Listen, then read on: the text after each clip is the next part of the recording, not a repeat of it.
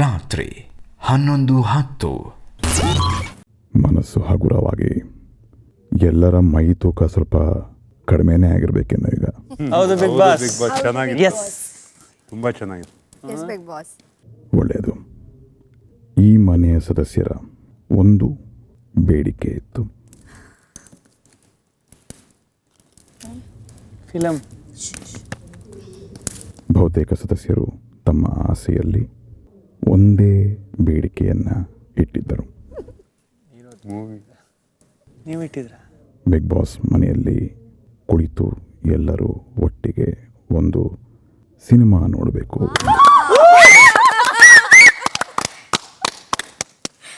Super. ಆ ಆಸೆಯನ್ನು ಈಡೇರಿಸಲು ನೀವು ಕೇಳಿದ ರೀತಿಯಲ್ಲಿ ಸಾಧ್ಯವಾಗುತ್ತಿಲ್ಲವಾದರೂ ಸಾಧ್ಯವಾಗುವ ರೀತಿಯಲ್ಲಿ ಈ ನಿಮ್ಮ ಆಸೆಯನ್ನು ಬಿಗ್ ಬಾಸ್ ಈಗ ಈಡೇರಿಸುತ್ತಿದ್ದಾರೆ. ಇದು ಕೂಡ ಒಂದು ರೀತಿಯ ಸಿನಿಮಾನೇ.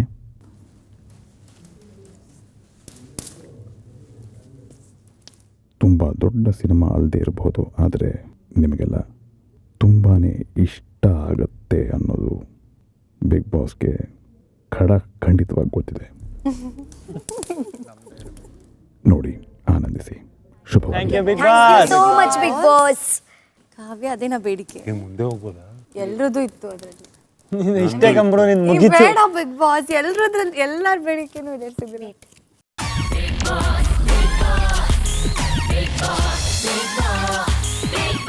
ನಮಸ್ಕಾರ.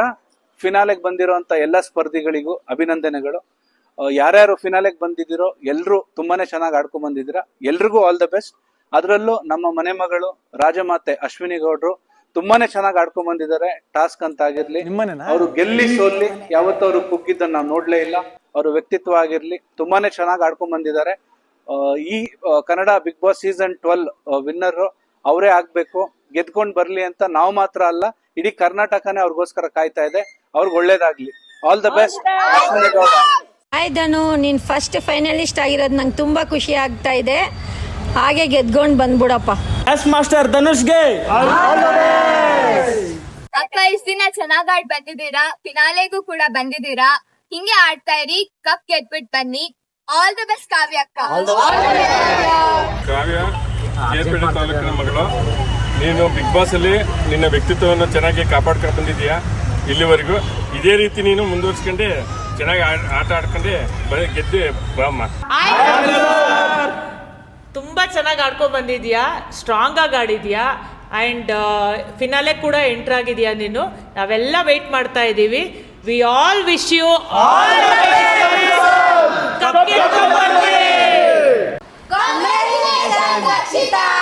ರಕ್ಷಿತಾ, ನೀನು ಚೆನ್ನಾಗಿ ಆಡ್ತೀಯಾ, ಗೆದ್ದು ಬಾ. ರಕ್ಷಿತಾ ಇನ್ನಾಗಿ ಬರಬೇಕು. ಫಿನಾಲೆಗೆ ಆಯ್ಕೆಯಾಗಿರುವ ನನ್ನ ತಮ್ಮನಾದ ಗಿಲ್ಲಿಗೆ ಕಂಗ್ರಾಚುಲೇಷನ್. ತುಂಬಾ ಚೆನ್ನಾಗಿ ಆಡ್ತಿದ್ಯಾ, ಮುಂದೆನೂ ಅದೇ ರೀತಿ ಆಡಿ ಕಪ್ ಕೆತ್ಕೊಂಡ್ ಬಾ. ಓ ಯಪ್ಪ, ಏನ್ ಗ್ರ್ಯಾಂಡ್ ಆಗಿರೋದು ಕಾವ್ಯದು ನಿಮ್ ಮೂರ್ ಜನದ್ದು. ಏನ್ರಿ thank you so much big Boss. ನನಗೆ ಫೋಟೋ ನೋಡ್ತಿಲ್ಲ ನಾನು. ಅಲ್ಲಿರೋರ್ನೆಲ್ಲ 20 ಫೀಟ್ ಇದೋಡಿಸ್ಬಿಟ್ಟವ್ರೆ ಕಟ್ಔಟ್ ಎಲ್ಲ. ಎಷ್ಟೋ ಜನ ಹೇಳಿದಾರೆ ಕಣೋ, ಒಂದ್ ಪಾಯಿಂಟ್ ಹಿಂದೆ ಜಡೆ banner, T shirt, thank you so much big boss. Thank you so much T Bigg shirt, Boss. Banner. Oh my God, ನಾನು ಇಡೀ ಫ್ಯಾಮಿಲಿನ ನೋಡಿದಾಗ ಖುಷಿ ಆಗುತ್ತೆ. Thank you thank you big boss. Thank you so much. ಮಧ್ಯರಾತ್ರಿ 12:15. ಕಾವ್ಯ ಅವರು ಈ ಮನೆಯಲ್ಲಿ ಒಮ್ಮೆ ಜೈಲಿಗೆ ತೆರಳಿ ಅದರ ಅನುಭವವನ್ನು ಪಡೆಯಬೇಕು ಎಂದು ಬಯಸಿದ್ದರು.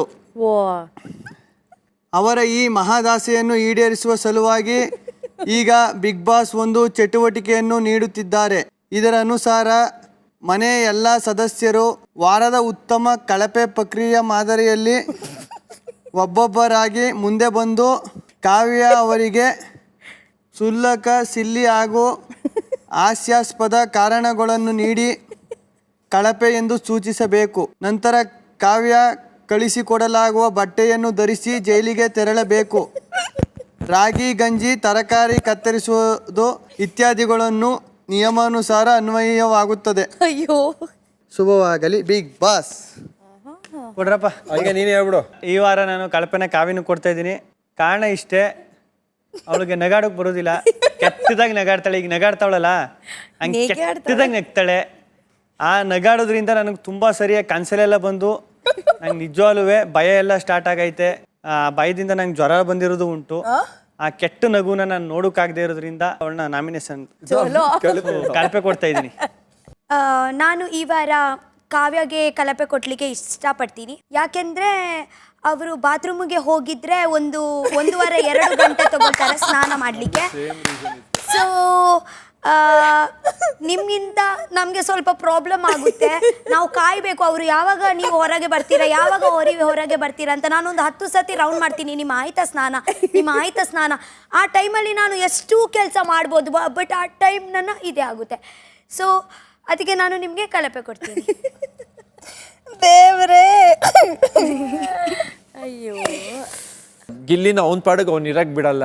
ಯಾವಾಗ ನೋಡಿದ್ರು ಕೆಕ್ಕರ್ಸ್ಕೊಂಡು ಪಾಪ ಅವ್ನಿಗೆ ಹಿಂಸೆ ಕೊಡ್ತಾರೆ. ಅವನೇನಾದ್ರೂ ಮದ್ವೆ ಆಗಿಲ್ಲ ಅಂದ್ರೆ ಅದಕ್ಕೆ ಕಾರಣನೇ ಕಾವ್ಯ. ಹೌದು. ಆಮೇಲೆ ಗಿಲ್ಲಿ ಏನಾದ್ರು ಹಿಂಗ್ ನೋಡಿದಾಗ ಕಣ್ಣು ಅದು ಇವೆಲ್ಲ ನಿಲ್ಲಿಸ್ಬೇಕು, ಅದೆಲ್ಲ ನಮ್ಗೆ ಇಷ್ಟ ಆಗ್ತಿಲ್ಲ. ಏನೋ ಸಿಲ್ಲಿ ಏನೋ ಇದು ತುಂಬಾ ಕೆಟ್ಟದಾಗಿ ನಡ್ಕೊಂಡು ಓಡಾಡ್ತಾ ಇರ್ತೀಯ ಇಲ್ಲಿ ಬಿಗ್ ಬಾಸ್ ಮನೆಯಲ್ಲಿ. ಅದು ಸ್ವಲ್ಪ ಕಡಿಮೆ ಮಾಡಬೇಕು. ಬಿಗ್ ಬಾಸ್ ಈ ತರ ರೀಸನ್ಸ್ ಎಲ್ಲ ಕೊಟ್ಬಿಟ್ಟು ಕಳಿಸ್ತೀರ ಅಂತ ಗೊತ್ತಿರಲಿಲ್ಲ ಬಿಗ್ ಬಾಸ್. ಈ ವಾರ ನಾನು ಕಲ್ಪೆನ ಕಾವ್ಯ ಕೊಡ್ತಾ ಇದ್ದೀನಿ. ಲೈಟ್ ಆಫ್ ಮಾಡಿದ ತಕ್ಷಣ ಇಮಿಡಿಯೇಟಾಗಿ ಹೋಗಿ ಮಲ್ಕೊಂಡ್ಬಿಡ್ತಾರೆ. ನಾವು ರೂಮಲ್ಲಿ ಮಾತಾಡುವಾಗ ಎದ್ದು ಕಂಡುಬಿಡ್ತಾ ಇರ್ತಾರೆ. ನಾವು ಮಾತಾಡೋಕ್ಕೆ ಆಗ್ತಾ ಇರಲಿಲ್ಲ ರೂಮಲ್ಲಿ. ಅದಾದಮೇಲೆ ಕ್ಯಾಪ್ಟನ್ ಹೇಳ್ದಾಗ ಮಾತ್ರ ಅಲ್ಲಿ ಹೋಗಿ ಕೆಲಸ ಮಾಡೋರು, ಪಾತ್ರೆ ತೊಳೆಯೋರು. ಫಸ್ಟ್ ಟೈಮು ಅವರಾಗೆ ಹೋಗಿ ಪಾತ್ರೆ ತೊಳಿತಾ ಇದ್ರು. ಅದು ಯಾಕೋ ನನಗೆ ಕಳಪೆ ಅಂತ ಅನ್ನಿಸ್ತು.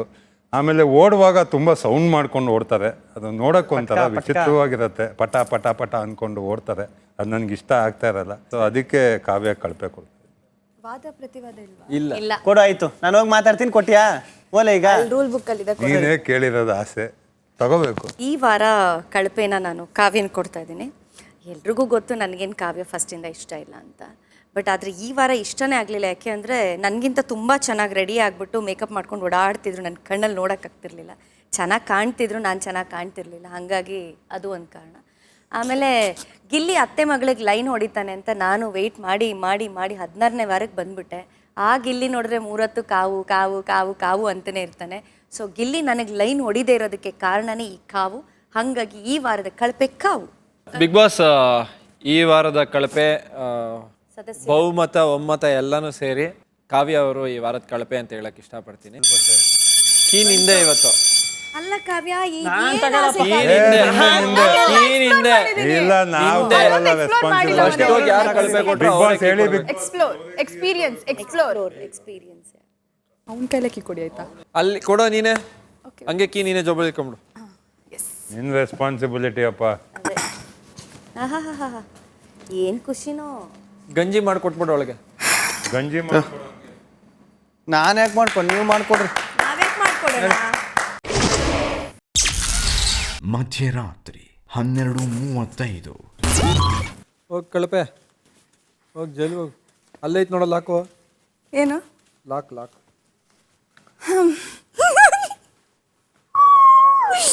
ಬಿಗ್ ಬಾಸ್ ಥ್ಯಾಂಕ್ ಯು ನನ್ನ ಒಂದು ವಿಶ್ನ ಕಂಪ್ಲೀಟ್ ಮಾಡ್ತಾ ಇರೋದಕ್ಕೆ.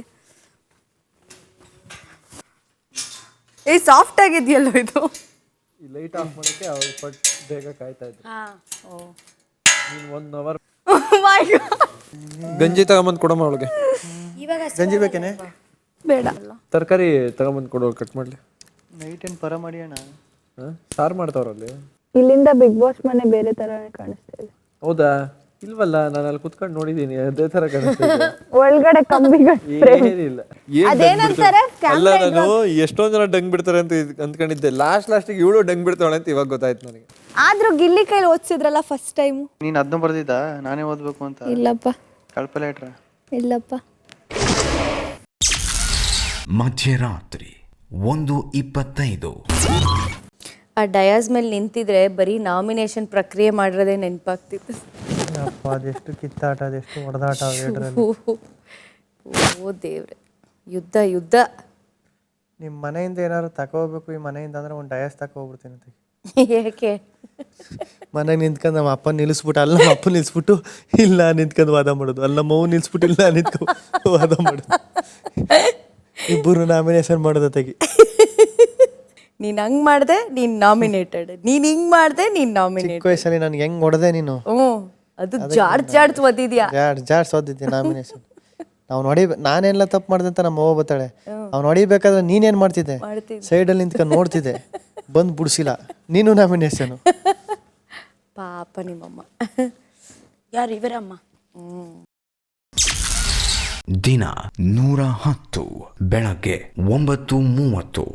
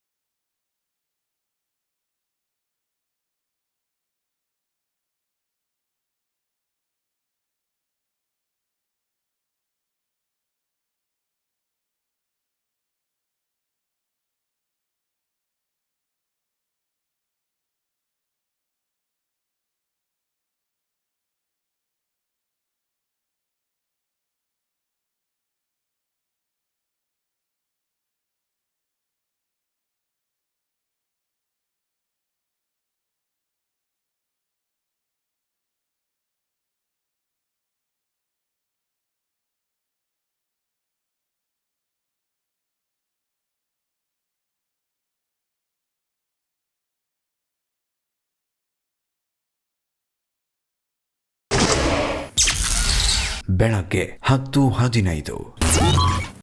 ಏನೋ ಒಬ್ಬಳಿಗೆ ಬಿಗ್ ಬಾಸ್ ಮನೆ ಅಂದ್ರೆ ಆಸೆ. ಬಿಗ್ ಬಾಸ್ ನನಗೆ ಇಷ್ಟು ಬೇಗ ಹೋಗ್ಲಿಕ್ಕೆ ಇಷ್ಟ ಇಲ್ಲ, ಇಲ್ಲೇ ಇರಿಸ್ಕೊಳ್ಳಿ. ಬಿಗ್ ಬಾಸ್ ಏನು ಬಿಡ್ಬೇಕು? ಅಯ್ಯೋ ನನ್ನ ಮನೆ ಅಂದರೆ ಈ ಹುಡುಗಿ ಇಷ್ಟೊಂದು ಇಷ್ಟಪಡ್ತೈತಿ, ಯಾರಿಗೂ ಇಷ್ಟ ಇಲ್ಲ. ಎಲ್ಲರೂ ಆಚೆಗೆ ಹೋಗ್ಬೇಕು ಅಂತವ್ರೆ. ಈ ಒಂದು ಹುಡುಗಿ ಮನೇಲೇ ಇರಬೇಕು ಅಂತ ಆಸೆ ಪಡ್ತೈತಲ್ಲ, ಎಷ್ಟು ಮುಗ್ದು. ಬಿಗ್ ಬಾಸೇ ಮ್ಯಾನಿಪ್ಯುಲೇಟ್ ಆಗ್ಬಿಡ್ಬೇಕು. ಇನ್ನೊಂದು ಹೋದ ವಾರ ಸೂಟ್ ಕೇಸ್ ಇಡಬೇಕು, ಎಲ್ಲ ನಾಮಿನೇಷನ್ ಆಗಿದ್ವಲ್ಲಪ್ಪ, ಸೂಟ್ ಕೇಸ್ ಪ್ಯಾಕ್ ಮಾಡಿ ಇಡಬೇಕು. ಏನೋ ಸೂಟ್ ಕೇಸ ಇಟ್ಬಿಟ್ಟು ಸ್ಟೋರ್ ರೂಮಲ್ಲಿ ಗೊಳೋ ಅಂತ ಹೇಳ್ತಾವಳ ಕಣ್ಣ. ಸ್ಟೋರ್ ರೂಮ್ ಕ್ಯಾಮ್ರಾ ಹತ್ರ ಹೋಗಿ, ಸ್ಟೋರ್ ರೂಮ್ ಕ್ಯಾಮೆರಾ ಅಲ್ಲಿ ರೆಕಾರ್ಡ್ ಆಗಲ್ಲ, ಸ್ಟೋರ್ ರೂಮ್ ಅಲ್ಲಿ ಎಂತ ರೆಕಾರ್ಡ್ ಆಗಲ್ಲ. ನಿಂಗೆ ಗೊತ್ತು ರೆಕಾರ್ಡ್ ಆಗಲ್ಲ ಅಂತ.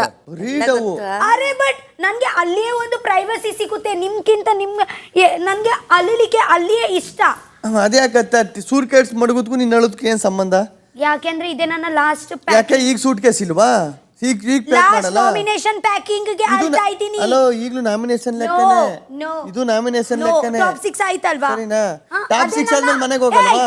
ಅದೇ ನನ್ನ ಲಾಸ್ಟ್ ನಾಮಿನೇಷನ್ ಇತ್ತು. ಒಂದ್ ನಿಮಿಷ ಇರು. ಫುಟ್ಬಾಲ್ದು ಲಾಸ್ಟ್ ನಾಮಿನೇಷನ್ ಅಲ್ಲಿ ಹೇಳ್ಬೇಕಾಗಿತ್ತು. ಅಯ್ಯೋ ನನಗೆ ಏನ್ ಹೇಳ್ಬೇಕು ಅಂತ ಗೊತ್ತಾಯ್ತಿಲ್ಲ. ಲಾಸ್ಟ್ ನಾಮಿನೇಷನ್ ಮಾತೇ ಗೊತ್ತಾಯಿಲ್ಲ ನನಗೆ.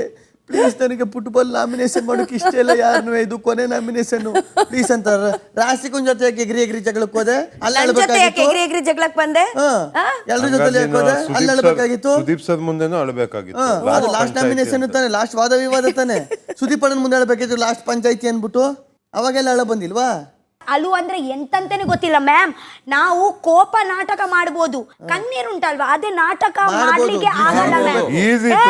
ಒಂದು ನಿಮಿಷ, ಕಣ್ಣೀರುಂಟಲ್ವಾ ಅದೇ ಇಮೋಷನ್, ಮನಸ್ಸಿಂದ ಬರುದು. ಮನಸ್ಸು ದುಃಖ ಆಗ್ತಾರೆ ಮಾತ್ರ ಕಣ್ಣೀರ್ ಬರುದು. ಕಲ್ಲು ಮನಸ್ಸು ಅವರಿಗೆ ಹಂಗೆ ಗೊತ್ತಾಗಲ್ಲ ಮ್ಯಾಮ್. ಆ ಕಲ್ಲಿಗೆ ಸಾಫ್ಟ್ ಆಗ್ಲಿಕ್ಕೆ ಇನ್ನೂ ವರ್ಷ ಉಂಟು. ನಮ್ಮ ಅಂದ್ರೆ ಇವಾಗನೇ ರಸಗುಲ್ಲ ಆಗೇನೆ ಸಾಫ್ಟ್ ಆಗಿ ಉಂಟು. ಸೊ ಅದಕ್ಕೆ ಸ್ವಲ್ಪ ಹೊಟ್ಟೆ ಆಗಿದ್ರೆ ರಸಗುಲ್ಲಾಗೆ ಸ್ವಲ್ಪ ಹೀಗೆ ಆಗಿದ್ರೆ ನೀರ್ ಬೀಳುತ್ತೆ, ಗೊತ್ತುಂಟಾ? ನಂದು ಕಲ್ಲು ಮನ್ಸಕ್ಕನೆ, ನಾನು ಎಲ್ಲರನ್ನೂ ಅಳಿಸಿದ್ದೀನಿ, ಇದು ಮಾಡಿದ್ದೀನಿ, ಎಲ್ಲ ಮಾಡಿದ್ದೀನಿ. ನಿಂದು ರಸಗುಲ್ಲ ಮನ್ಸುತ್ತಾನೆ. ನೀನ್ ಜಗಳಕ್ಕೆ ಹೋಗ್ಬಾರ್ದಾಗಿದ್ದಂಗ ನೋಡು. ಹೌದಾ, ಜಗಳಕ್ಕೆ ಬೈತಾ ಇದ್ದೀರಾ? ಏನು ಮಾತಾಡಲ್ಲ. ಅವಾಗ ನಿಂದು ರಸಗುಲ್ಲ ಮನ್ಸು ಅಂತ ಒಪ್ಕೊತೀನಿ. ಬೆಳಗ್ಗೆ 11:25. ಕ್ಯಾಮ್ರಾ ಆನಲ್ಲೇ ಇದೆ. Bigg boss. Big Boss. Kavya, ನಿಮ್ಮ ಜೈಲು ವಾಸದ ಅವಧಿ ಇಲ್ಲಿಗೆ ಮುಕ್ತಾಯವಾಗಿದೆ. Thank you big Boss. ಇದೇ ಬಿಗ್ ಬಾಸ್ ಅಂತ ಹೇಗ ಹೇಳಿದ್ರು ನೋಡಿ, ಎಷ್ಟು ಚೆನ್ನಾಗಿ ಇದೆ Bigg boss. Thank you so much big Boss. ನನ್ನ ಆಸೆನ ಪೂರೈಸಿದ್ದಕ್ಕೆ it was really a nice experience. Thank you big Boss. ಇದೆ ಬಿಗ್ ಬಾಸ್, ಇದು Bigg boss. Thank you big Boss. ತಗೊಳ್ಳಿ ನಿಮ್ಮ ಜ್ಯೂಸ್ ಕುಡೀರಿ. ಬೆಳಗ್ಗೆ 11:45. ಆಮೇಲೆ ಆ ಟಿಟಿನೋ ಯಾವ್ದೋ ನಮ್ ಇವಳ್ದೆ ಡ್ಯಾನ್ಸ್ ಅನ್ಸುತ್ತೆ. ಕೋಸ್ಟಲ್ದು ಶೈಲಿ ಏನೋ ಕೇಳಿದಾಳೆ, ಯಕ್ಷಗಾನ. I think so. ಹೌದು, ಯಕ್ಷಗಾನ ಮೋಸ್ಟ್ಲಿ.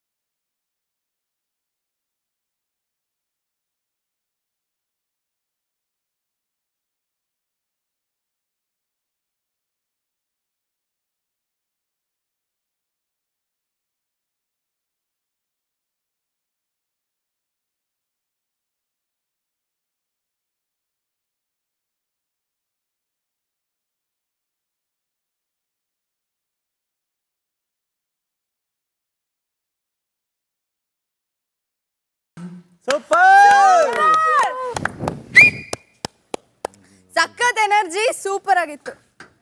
ಎಲ್ರು ನಿಂತ್ಕೊಳ್ಳಿ, ಇಲ್ಲಿ ನೆರಳಿಗೆ ಬನ್ನಿ, ಎಲ್ರು ನಿಂತ್ಕೊಳ್ಳಿ. ಬನ್ನಿ ಬಿಗ್ ಬಾಸ್ ಮನೆಗೆ. ಅಣ್ಣ ಈ ಕಡೆ ಬನ್ನಿ. ಇದು ಬಿಗ್ ಬಾಸ್, ಕರಾವಳಿ ಕರ್ನಾಟಕದ ಜನಪ್ರಿಯ ಜಾನಪದ ಕಲೆ ಪಿಲಿಯೇಸ ಅಥವಾ ಹುಲಿ ವೇಷವನ್ನು ಬಿಗ್ ಬಾಸ್ ಮನೆಯಲ್ಲಿ ಅತ್ಯಂತ ಸುಂದರವಾಗಿ ಪ್ರದರ್ಶಿಸಿ ರಕ್ಷಿತಾ ಅವರ ಬಯಕೆಯನ್ನು ಈಡೇರಿಸಿದ ಅಯೋಧ್ಯ ಟೈಗರ್ಸ್ ತಂಡದ ಎಲ್ಲ ಹುಲಿಗಳಿಗೆ ಹಾಗೂ ವಾದ್ಯ ಕಲಾವಿದರಿಗೆ ತುಂಬ ಹೃದಯದ ಅಭಿನಂದನೆಗಳು. Thank you big boss. Thank you so much big boss. Thank you. I love you so much. Thank you.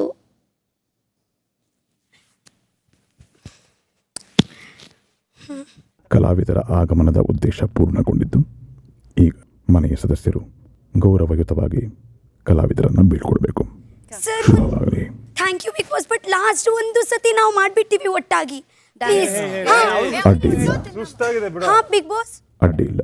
Okay, first ಆರ್ತಿ ಬಾ ಬಾ ಕಾವ್ಯ, ನಿಂತ್ಕೋತೀರಾ ಎಲ್ಲರೂ? ಇಟ್ಕೋ Rakshita. Thank you. Thank you ಬಂದಿದ್ದಕ್ಕೆ. Thank you. ಈ ಕಡೆ ಬಾ, ಇಲ್ಲಿ ಬಾ.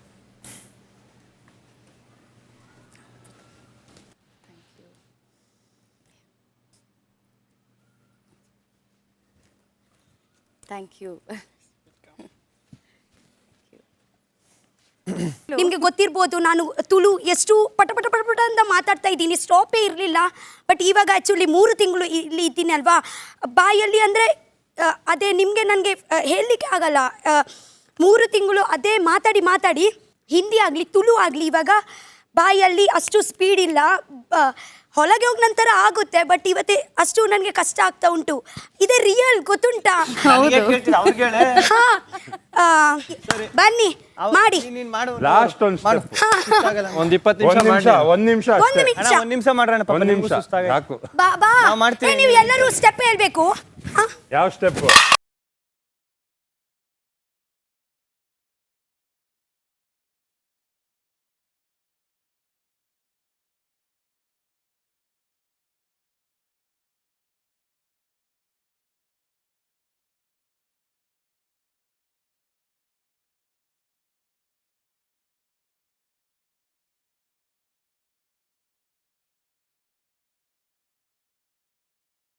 ಫೋಟೋ ತೆಗಿಸ್ಕೊ ಬನ್ನಿ. Thank you. ಎಲ್ಲ ಫೋಟೋ ತೆಗಿಸ್ಕೊ. ಅಪ್ಪ ಇಷ್ಟು ಸುಡ್ತದ. ಮಧ್ಯಾಹ್ನ 12:15.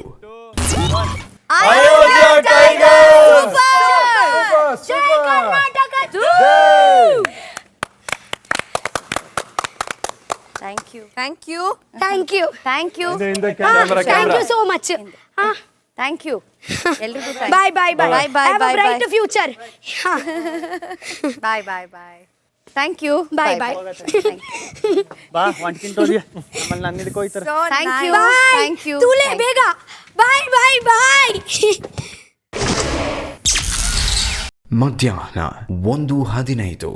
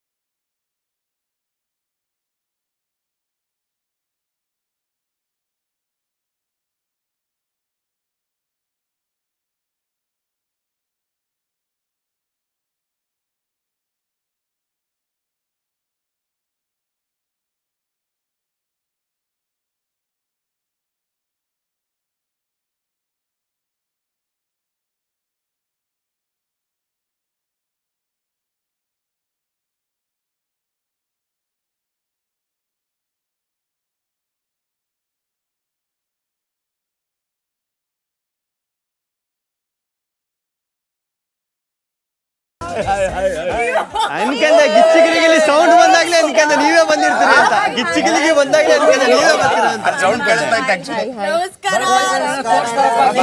ಏನ್ ತೋರ್ಸುದು ಎಲ್ಲ ನಮ್ಮನೆ ನೀನ್ ನೋಡ್ದೇ ಇರೋದಾ?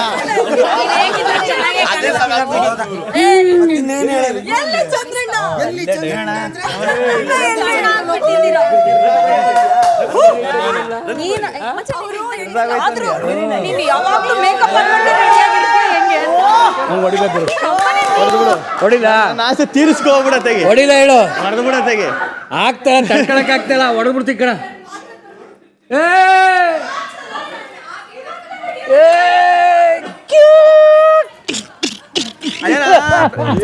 ಏನ ಹಿಂಗಾಗ್ಬಿಟ್ಟಿದೆ?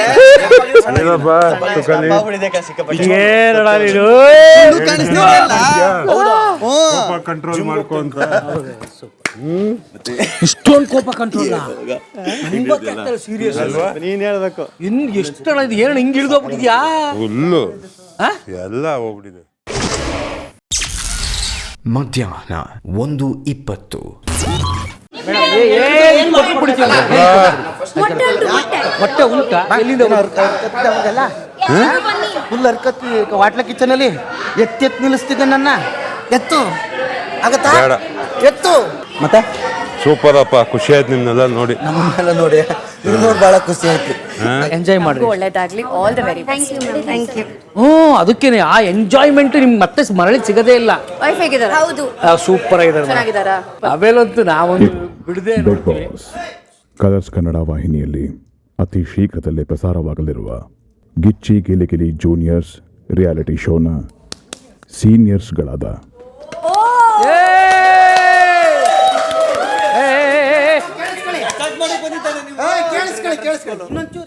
ಸುಭಾಷ್ ಹೇಳ್ತಾರೆ ರೀ.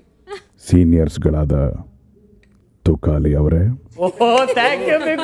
ವಿನೋದ್, ಶಿವು, ಮಂಜು, ನಮಸ್ತೆ ಬಿಗ್ ಬಾಸ್. ಪ್ರಶಾಂತ್, ನಮಸ್ತೆ ಬಿಗ್ ಬಾಸ್. ರಾಘವೇಂದ್ರ, ನಮಸ್ತೆ ಬಿಗ್ ಬಾಸ್. ಮಾನಸ ಹಾಗೂ Vani. Hi big boss. Big boss season 12ರ ಮನೆಯಲ್ಲಿ ನಿಮಗೆ ಆತ್ಮೀಯ ಸ್ವಾಗತ. ನೀವಿಲ್ಲಿ ಕಳೆಯುವಷ್ಟು ಸಮಯ ಸಂತೋಷದಾಯಕವಾಗಿರಲಿ ಎಂದು ಬಿಗ್ ಬಾಸ್ ಹಾರೈಸುತ್ತಾರೆ. ಅಂತೆಯೇ ತುಕಾಲಿ ಅವರೇ, ಬಿಗ್ ಬಾಸ್ ನಿಮಗೆ ಜನ್ಮದಿನದ ಹಾರ್ದಿಕ ಶುಭಾಶಯ. Big boss. ನಿಮ್ಮ ಎಲ್ಲ ಕನಸುಗಳು ಸಾಕಾರಗೊಳ್ಳಲಿ ಎಂದು ಬಿಗ್ ಬಾಸ್ ಮತ್ತೊಮ್ಮೆ ಹಾರೈಸುತ್ತಾರೆ. Thank you big boss, thank you. ಶುಭವಾಗಲಿ.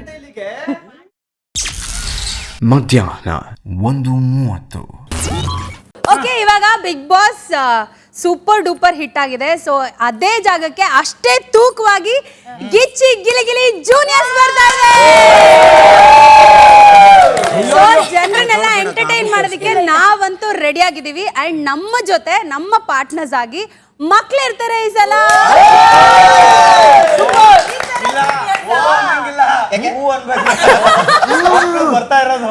ಎಲ್ಲ ತಂಟೆ ತರ್ಲೆ ಮಕ್ಳುಗಳು. ಸೊ ನಮಗೆ ಎಷ್ಟು ಕೆಲಸ ಇದೆ. ನಿಮ್ ತರನೇ ಇರ್ತಾವ ಕಣ ಮಕ್ಳೆಲ್ಲ, ನಿಜವಾಗ್ಲೂ ನಿಮ್ ತರನೇ ಇರ್ತಾವೆ. ಮಗು ಅಲ್ಲ, ಅದು ಮಗು. ಎಲ್ಲ ಮಕ್ಳಿರ್ತಾರೆ, ಅಷ್ಟೇ ತಂಟೆ ತರ್ಲೆ ಎಲ್ಲ ಇರುತ್ತೆ. ಮಿಸ್ ಮಾಡದೆ ಎಲ್ರು ನೋಡಿ. ಬಿಗ್ ಬಾಸ್ ನಂತರ ಬರ್ತಾ ಇದೆ ಗಿಚ್ಚಿ ಗಿಲಿ ಗಿಲಿ ಜೂನಿಯರ್. ಜಾಗ ಕಿತ್ಕೊಬಿಟ್ಟಲ್ಲಪ್ಪ ಅಂತ. ಇದು ಅಶ್ವಿನಿ ಮೇಡಮ್, ಯಾರು ಇಷ್ಟ? ಗಿಚ್ಚಿ ಗಿಲಿ ಗಿಲಿ ನೋಡಿದ್ರ? ಯಾರು ಇಷ್ಟ ನಿಮ್ಗೆ ಗಿಚ್ಚಿ ಗಿಲಿ? ಹೆಂಗಿತ್ತು?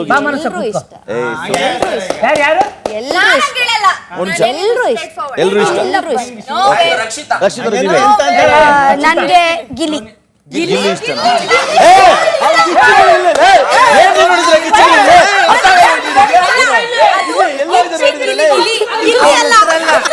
ನೋಡಿಲ್ಲ ಗಿಚ್ಚಿ, ನಾವು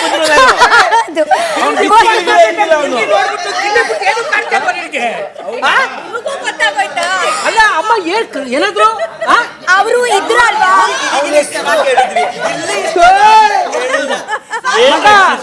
ನೀನ್ ಯಾವ ರೂಟಲ್ಲಿ ಹೋಗ್ತಾ ಇದೀಯ? ಅದ್ಯಾವ ರೂಟಲ್ಲಿ ಗೊತ್ತಾಯ್ತು? ಮೈಸೂರು ರೂಟಲ್ಲಿ ಐತಾರೆ, ತುಮಕೂರು ರೂಟಲ್ಲಿ. ಆಯ್ತು, ನೆಕ್ಸ್ಟ್ ನೀವ್ ಹೇಳಿ. ರಕ್ಷಿತಾ ಓಲಿ ನಾನು ಯಾರು ಅಂತ ಗೊತ್ತಾ? ಗಿಚ್ಚಿ ಗಿಲಿ ಗಿಲಿ ನಾನು ನೋಡ್ತಾ ಇದ್ದೆ ನಮ್ಮ ಶಿವು ಸರ್ಗೋಸ್ಕರ. ನಂಗೆ ಎಲ್ಲರೂ ಇಷ್ಟ. ಓಕೆ, ನಮ್ಮ ಬಟ್ ನೀವು ಕಾಮಿಡಿ ನಾನು ನೋಡಿದ್ದೀನಿ ಬೇರೆ ಶೋ. ನನಗೆ ನಾನು ಗಿಚ್ಚಿ ಗಿಲಿ ಗಿಲಿ ಜಾಸ್ತಿ ನೋಡಿಲ್ಲ. ನಾನು ನೋಡಿರೋ ಶೋಸ್ ಅಲ್ಲಿ ಅಂದ್ರೆ ಎಪಿಸೋಡ್ಸ್ ಅಲ್ಲಿ ನನಗೆ ಇಷ್ಟ ಇರೋದು, ನಾನು ಹ್ಯೂಜ್ ಫ್ಯಾನ್ ಇವ್ರಿಗೆ. Wow, super super. ಅವ್ರ ಆಕ್ಟಿಂಗ್ಗೆ ನಾನು ಲಾಸ್ಟ್ ಟೈಮ್ ಹೇಳಿದ್ದೀನಿ, ಇವರ ಬಿಗ್ಗೆಸ್ಟ್ ಫ್ಯಾನ್ ನಾನು. ಒಂದ್ ನಿಮಿಷ, ಯಾಕಂದ್ರೆ ಯಾವಾಗಿಂದನೂ ನಾನು ಇವ್ರನ್ನ ಫಾಲೋ ಮಾಡ್ಕೊಂಡ್ ಬರ್ತಾ ಇದ್ದೆ. ಇವ್ರ ಫೀಮೇಲ್ ವರ್ಷನ್ ಅದು ಹೆಂಗೆ ಆ ಬಾಡಿ ಲ್ಯಾಂಗ್ವೇಜ್ ಮಾಡ್ತಾರೆ ಅನ್ನೋ. ಇಲ್ಲ ಇಲ್ಲ ಇಲ್ಲ, ಇಟ್ಸ್ ಆಲ್ ಅಬೌಟ್ ಆಕ್ಟಿಂಗ್. ಆ ಬಾಡಿ ಲ್ಯಾಂಗ್ವೇಜ್ ಹೆಂಗೆ ಅಷ್ಟು ಪರ್ಫೆಕ್ಟ್ ಆಗಿ ಕ್ರಿಯೇಟ್ ಮಾಡ್ತಾರೆ ಅಂತ ಒಂದು ಡೌಟ್ ಇತ್ತು. ಗಿಚ್ಚಿ ಗಿಲಿ ಗಿಲಿ ಸೊ ನಾನು ಮೊದಲನೇ ಸೀಸನ್ಗೆ ಬರ್ಬೇಕಾದವನು ನಾನು. ಹಂಗಾಗಿ ನಾನು ಗಿಚ್ಚಿ ಗಿಲಿ ಗಿಲಿ ನಾನು ಕಲರ್ಸ್ ಕನ್ನಡ ನಮ್ಗೆ ಒಂಥರ ತವ್ರ ಮನೆ ಇದ್ದಂಗೆ, ಅದು ಬೇರೆ ಪ್ರಶ್ನೆ. ಎಲ್ಲರೂ ಇಷ್ಟ ಆಲ್ಮೋಸ್ಟ್ ಅಪಾಲು. ನನಗೆ ರಾಘವಣ್ಣ ತುಂಬಾ ಇಷ್ಟ. ನಮ್ಮ ವಾಣಿ, ನನಗೆ ವಾಣಿ ಮಿಮಿಕ್ರಿ ನೋಡಿಲ್ವ ನೀವು? ಈಗ ಮಿಮಿಕ್ರಿ ಮಾಡ್ತಾರ ವಾಣಿ, ಹೆಂಗ್ ವಾಯ್ಸ್ ತೆಗಿತಾರೆ ಗೊತ್ತಾ ವಾಣಿ ಅವರು? ನೋಡಿರ್ತೀರ ನೀವು. ಜಾಸ್ತಿ ಶೋ ಮಾಡವಿ ನಾವು ವಾಣಿಯವರು, ಅಣ್ಣ ಮತ್ತೆ ನಮ್ಮ ಈವಣ್ಣ, ನಮ್ಮ ಮಾನಸಕ್ಕ, ನಾವೆಲ್ಲ ನಮ್ಮ ಅಣ್ಣ ಶಿವಣ್ಣ ಎಲ್ಲರೂ ಸಖತ್ ಇಷ್ಟ ನನಗೆ. ನಮ್ಮ ಗೊಬ್ಬರಣ್ಣ ಎಲ್ಲರೂ ಸಖತ್ ಇಷ್ಟ, ಅವನೊಬ್ಬನ್ ಬಿಟ್ಟು ಮಿಕ್ಕವರೆಲ್ಲ ಸಖತ್ ಇಷ್ಟ. ಆಗಿಂದ ಕಾಯ್ತಾ ಇದೀನಿ, ನನ್ನ ಬಗ್ಗೆ ಏನಾದ್ರು ಹೇಳ್ತೀನಿ. ಈ ಸೋಗ್ ಬರೋ ಕಾರಣನೇ ನೀನಲ್ವಣ್ಣ, ಮರ್ತ್ಬಿಟ್ಟ.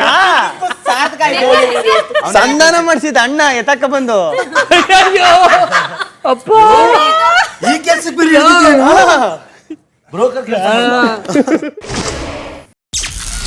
ಮಧ್ಯಾಹ್ನ 2:05. ಹೌದಾ? ಎಲ್ಲ ನಿನ್ನ ಆಶೀರ್ವಾದ. ಫೈನಲ್ಗೆ ಬಂದೆ.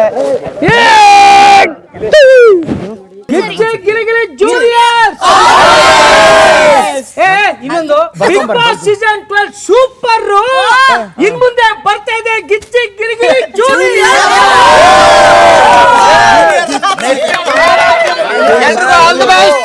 ಎಲ್ಲರೂ ಚೆನ್ನಾಗಿ ಡಿಸರ್ವಿಂಗ್ ಟಾಪ್ 6 ನೀವು 6 ಜನ. I love you darling. Bye bye bye love you. Love you too. Bye. ನಿಮ್ಮಿಂದ ಹೇಳಿದೀವಿ. ಏನು ಅಷ್ಟೊಂದು ನೀನು ಎಸ್ಕೊಟ್ಟಿದ್ಯಾ? ಏನ್ರಿ ಸೌಂಡ್? ಏನಾದ್ರೂ ನಮ್ಮ ನಂಗೆ ಗೊತ್ತು. ಮಧ್ಯಾಹ್ನ 3:10. ಪಾದರಕ್ಷೆಗಳಲ್ಲಿ ಜನಪ್ರಿಯ ಬ್ರ್ಯಾಂಡ್ ವಾಕ್ಮೇಟ್ ತನ್ನ ಹೊಸ ಆಕರ್ಷಕ ಉತ್ಪನ್ನವಾದ ವಾಕ್ಮೇಟ್ ಬ್ಯಾಗ್ಸ್ ಅನ್ನು ಇದೇ ಮೊದಲ ಬಾರಿಗೆ ಬಿಗ್ ಬಾಸ್ ಮನೆಯಿಂದ ಕರುನಾಡಿಗೆ ಪರಿಚಯಿಸುತ್ತಿದೆ. ಮಕ್ಕಳಿಗೆ ಸ್ಕೂಲ್ ಬ್ಯಾಗ್, ಉದ್ಯೋಗಿಗಳಿಗೆ ಲ್ಯಾಪ್ಟಾಪ್ ಬ್ಯಾಗ್, ಪ್ರವಾಸಿಗರಿಗೆ ಬ್ಯಾಕ್ ಪ್ಯಾಕ್ ಹಾಗೂ ಲಂಚ್ ಬ್ಯಾಗ್ಗಳನ್ನು ಒದಗಿಸುತ್ತಿದೆ. ಉನ್ನತ ಗುಣಮಟ್ಟದ ಎಲ್ಲ ಋತುಗಳಿಗೆ ಸೂಕ್ತ, ಹಗುರ ಹಾಗೂ ಆರಾಮದ ವಿನ್ಯಾಸವನ್ನು ಹೊಂದಿರುವ ವಾಕ್ಮೇಟ್ ಬ್ಯಾಗ್ ಪ್ಯಾಕ್ಗಳನ್ನು ಬಿಗ್ ಬಾಸ್ ಮನೆಯ ಸ್ಪರ್ಧಿಗಳಿಗೆ ಉಡುಗೊರೆಯಾಗಿ ನೀಡಲಾಗುತ್ತಿದೆ. ಎಲ್ಲರಿಗೂ ವಾಕ್ಮೇಟ್ ಬ್ಯಾಗ್ಸ್ ವತಿಯಿಂದ ಮತ್ತೊಮ್ಮೆ ಶುಭ ಹಾರೈಕೆಗಳು. Thank you Walkmate, thank you so much. ಎಲ್ರಿಗೂ ಕೊಡು, ನಿನಗೆ ಯಾರು ಕೊಡ್ತಾರೆ? ಇದು ತಗೊಳ್ಳ ಬಿಗ್ ಬಾಸ್ ಈ ಬ್ಯಾಗು. ಏನು ಕೇಳ್ತಾರೆ? ಎಲ್ಲ ಇಲ್ಲಿ ನಿಂತ್ಕೊಳ್ಳಿ ಬೇಗ. ಇದು ದೊಡ್ಡ ಬ್ಯಾಗು. ಎಲ್ಲ ನಿಂತ್ಕೊಳ್ಳಿ. ವಾಕ್ಮೇಟ್ ವತಿಯಿಂದ ಇಷ್ಟು ದಿನ ನಾವು ಸ್ಲಿಪ್ಪರ್ಸ್ ಯೂಸ್ ಮಾಡ್ತಿದ್ವಿ. ಫಾರ್ ದ ಫಸ್ಟ್ ಟೈಮ್ ಬ್ಯಾಗ್ಸ್ನ ಲಾಂಚ್ ಮಾಡಿದ್ದಾರೆ. ಸೊ ಕ್ವಾಲಿಟಿ ಸಖತ್ತಾಗಿದೆ. ನನಗಂತೂ ಬ್ಯಾಗ್ ತುಂಬ ಇಷ್ಟ ಆಯಿತು. Thank you Walkmate. ಬ್ಯಾಗ್ ಕೊಟ್ಟಿದ್ದಕ್ಕೆ ಕರೆಕ್ಟಾಗಿ ಫಿನಾಲೆ ಟೈಮ್ಗೆ ಕೊಟ್ಟಿದ್ದೀರಾ. ಬ್ಯಾಗ್ ಬಟ್ಟೆ ಏನಾರು ತುಂಬಿ ಸೂಟ್ ಕೇಸ್ಗೆ ಎಕ್ಸ್ಟ್ರಾ ಉಳ್ಕೊಂಡ್ರೆ ಇದಕ್ಕೆ ಹಾಕೋಬೋದು. ತುಂಬ ಚೆನ್ನಾಗೈತೆ ಬ್ಯಾಗು.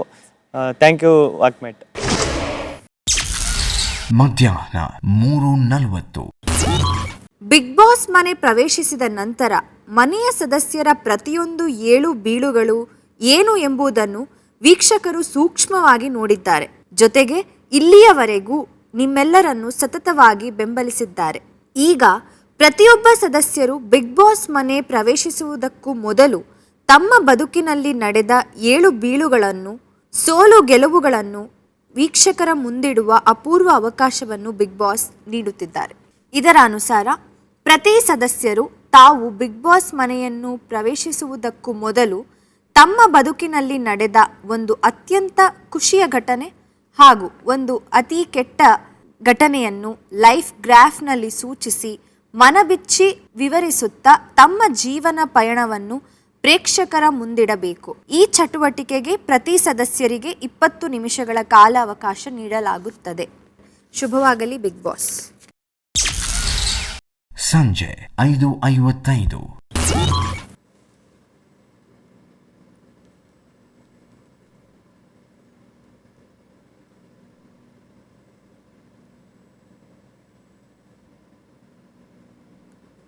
ಹಿಂಗೆ ಹೋಗ್ಬೇಕು ಗ್ರಾಫ್, ಆಮೇಲೆ ಬಿಗ್ ಬಾಸ್ ಇನ್ನೂ ಇಟ್ಟು ಹೋಗ್ಬೇಕು. ನಿಂಗೆ ಬಿಗ್ ಬಾಸ್ಗಿನ ಬರೋಕ್ಕೆ ಮುಂಚೆ ಒಂದು ಹೈ ಪಾಯಿಂಟ್ ಇದೆ ಅಂದರೆ ಒಂದು ಬರಿ, ಆಮೇಲೆ ಹಿಂಗೆ ಬರಿ ಮತ್ತು ಹೈ ಪಾಯಿಂಟ್ ಬರಿ. ಫಸ್ಟು ಲೋ ಪಾಯಿಂಟ್ ಐತೆ, ಆಮೇಲೆ ಐ ಪಾಯಿಂಟು, ಆಮೇಲೆ ಐ ಪಾಯಿಂಟು, ಲೋ ಪಾಯಿಂಟು, ಆಮೇಲೆ ಐ ಪಾಯಿಂಟು. ಫಸ್ಟ್ ನಾನು ನನ್ನ ಜೀವನದಲ್ಲಿ ಆದಂಥ ಒಳ್ಳೆ ಘಟನೆಯನ್ನು ನಾನು ನೆನಪು ಮಾಡ್ಕೊಳ್ಳೋಕೆ ಇಷ್ಟಪಡ್ತೀನಿ. This is the high point and ನನ್ನ ಲೈಫಲ್ಲಿ ನಾನು ಯಾವತ್ತೂ ಮರೆಯೋಕೆ ಆಗದೆ ಇರುವಂಥ ದಿನ. ನಾನು ತಾಯಿ ಆದಂಥ ಸಂದರ್ಭ 25/3/2005. ನನ್ನ ಮಗ ಪವನ್ ಕೀರ್ತಿ. ನನಗೆ ಹೆಣ್ಮಕ್ಳು ಅಂದರೆ ತುಂಬಾ ಇಷ್ಟ, ಇವತ್ತು ಇಷ್ಟ, ಅವತ್ತು ತುಂಬಾ ಇಷ್ಟ ಇತ್ತು. ಬಟ್ ನನಗೆ ಅವತ್ತು ಗಂಡು ಮಗು ಜನಿಸ್ತಾನೆ.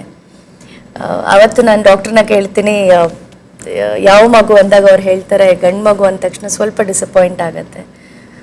ಬಟ್ ಇವತ್ತು ನನಗೆ ಸಂಪೂರ್ಣವಾಗಿ ನನಗೆ ದೇವರು ನನ್ನ ಜೀವನದಲ್ಲಿ ಕೊಟ್ಟಂತಹ, ನಾನು ಸಂಪಾದನೆ ಮಾಡಿದಂತಹ ದೊಡ್ಡ ಜೀವ ಅಂತಂದರೆ ಅದು ನನ್ನ ಮಗ. ಇವತ್ತಿಗೂ ಒಂದು ದಿನ ಅವನು ನನಗೆ ನೋವು ಕೊಡಲಿಲ್ಲ. ಪ್ರತಿ ಒಂದು ಸಂದರ್ಭದಲ್ಲೂ ಬರೀ ಖುಷಿನೇ ಕೊಟ್ಟಿದ್ದಾನೆ. ಸೊ ಆ ಮೂಮೆಂಟ್ನ ಇವತ್ತಿಗೂ, ಆ ಕ್ಷಣ ನನ್ನ ಮಗನನ್ನು ನಾನು ನೋಡಿದ್ದು, ನನ್ನ ಕೈಯಲ್ಲಿ ಎತ್ಕೊಂಡಿದ್ದು, ಆ ಕ್ಷಣ, ಆ ಫೀಲ್ ಇವತ್ತಿಗೂ ನನ್ನ ಕೈಗಳಲ್ಲಿ ನಾನು ಅದು ಗೋಚರಿಸುತ್ತೆ ನನಗೆ. ನಾನು ತುಂಬ ಚಿಕ್ಕವಳು, 19 ವರ್ಷ ನನ್ನ ಮಗ ನನಗೆ ಹುಟ್ಟಿದಾಗ.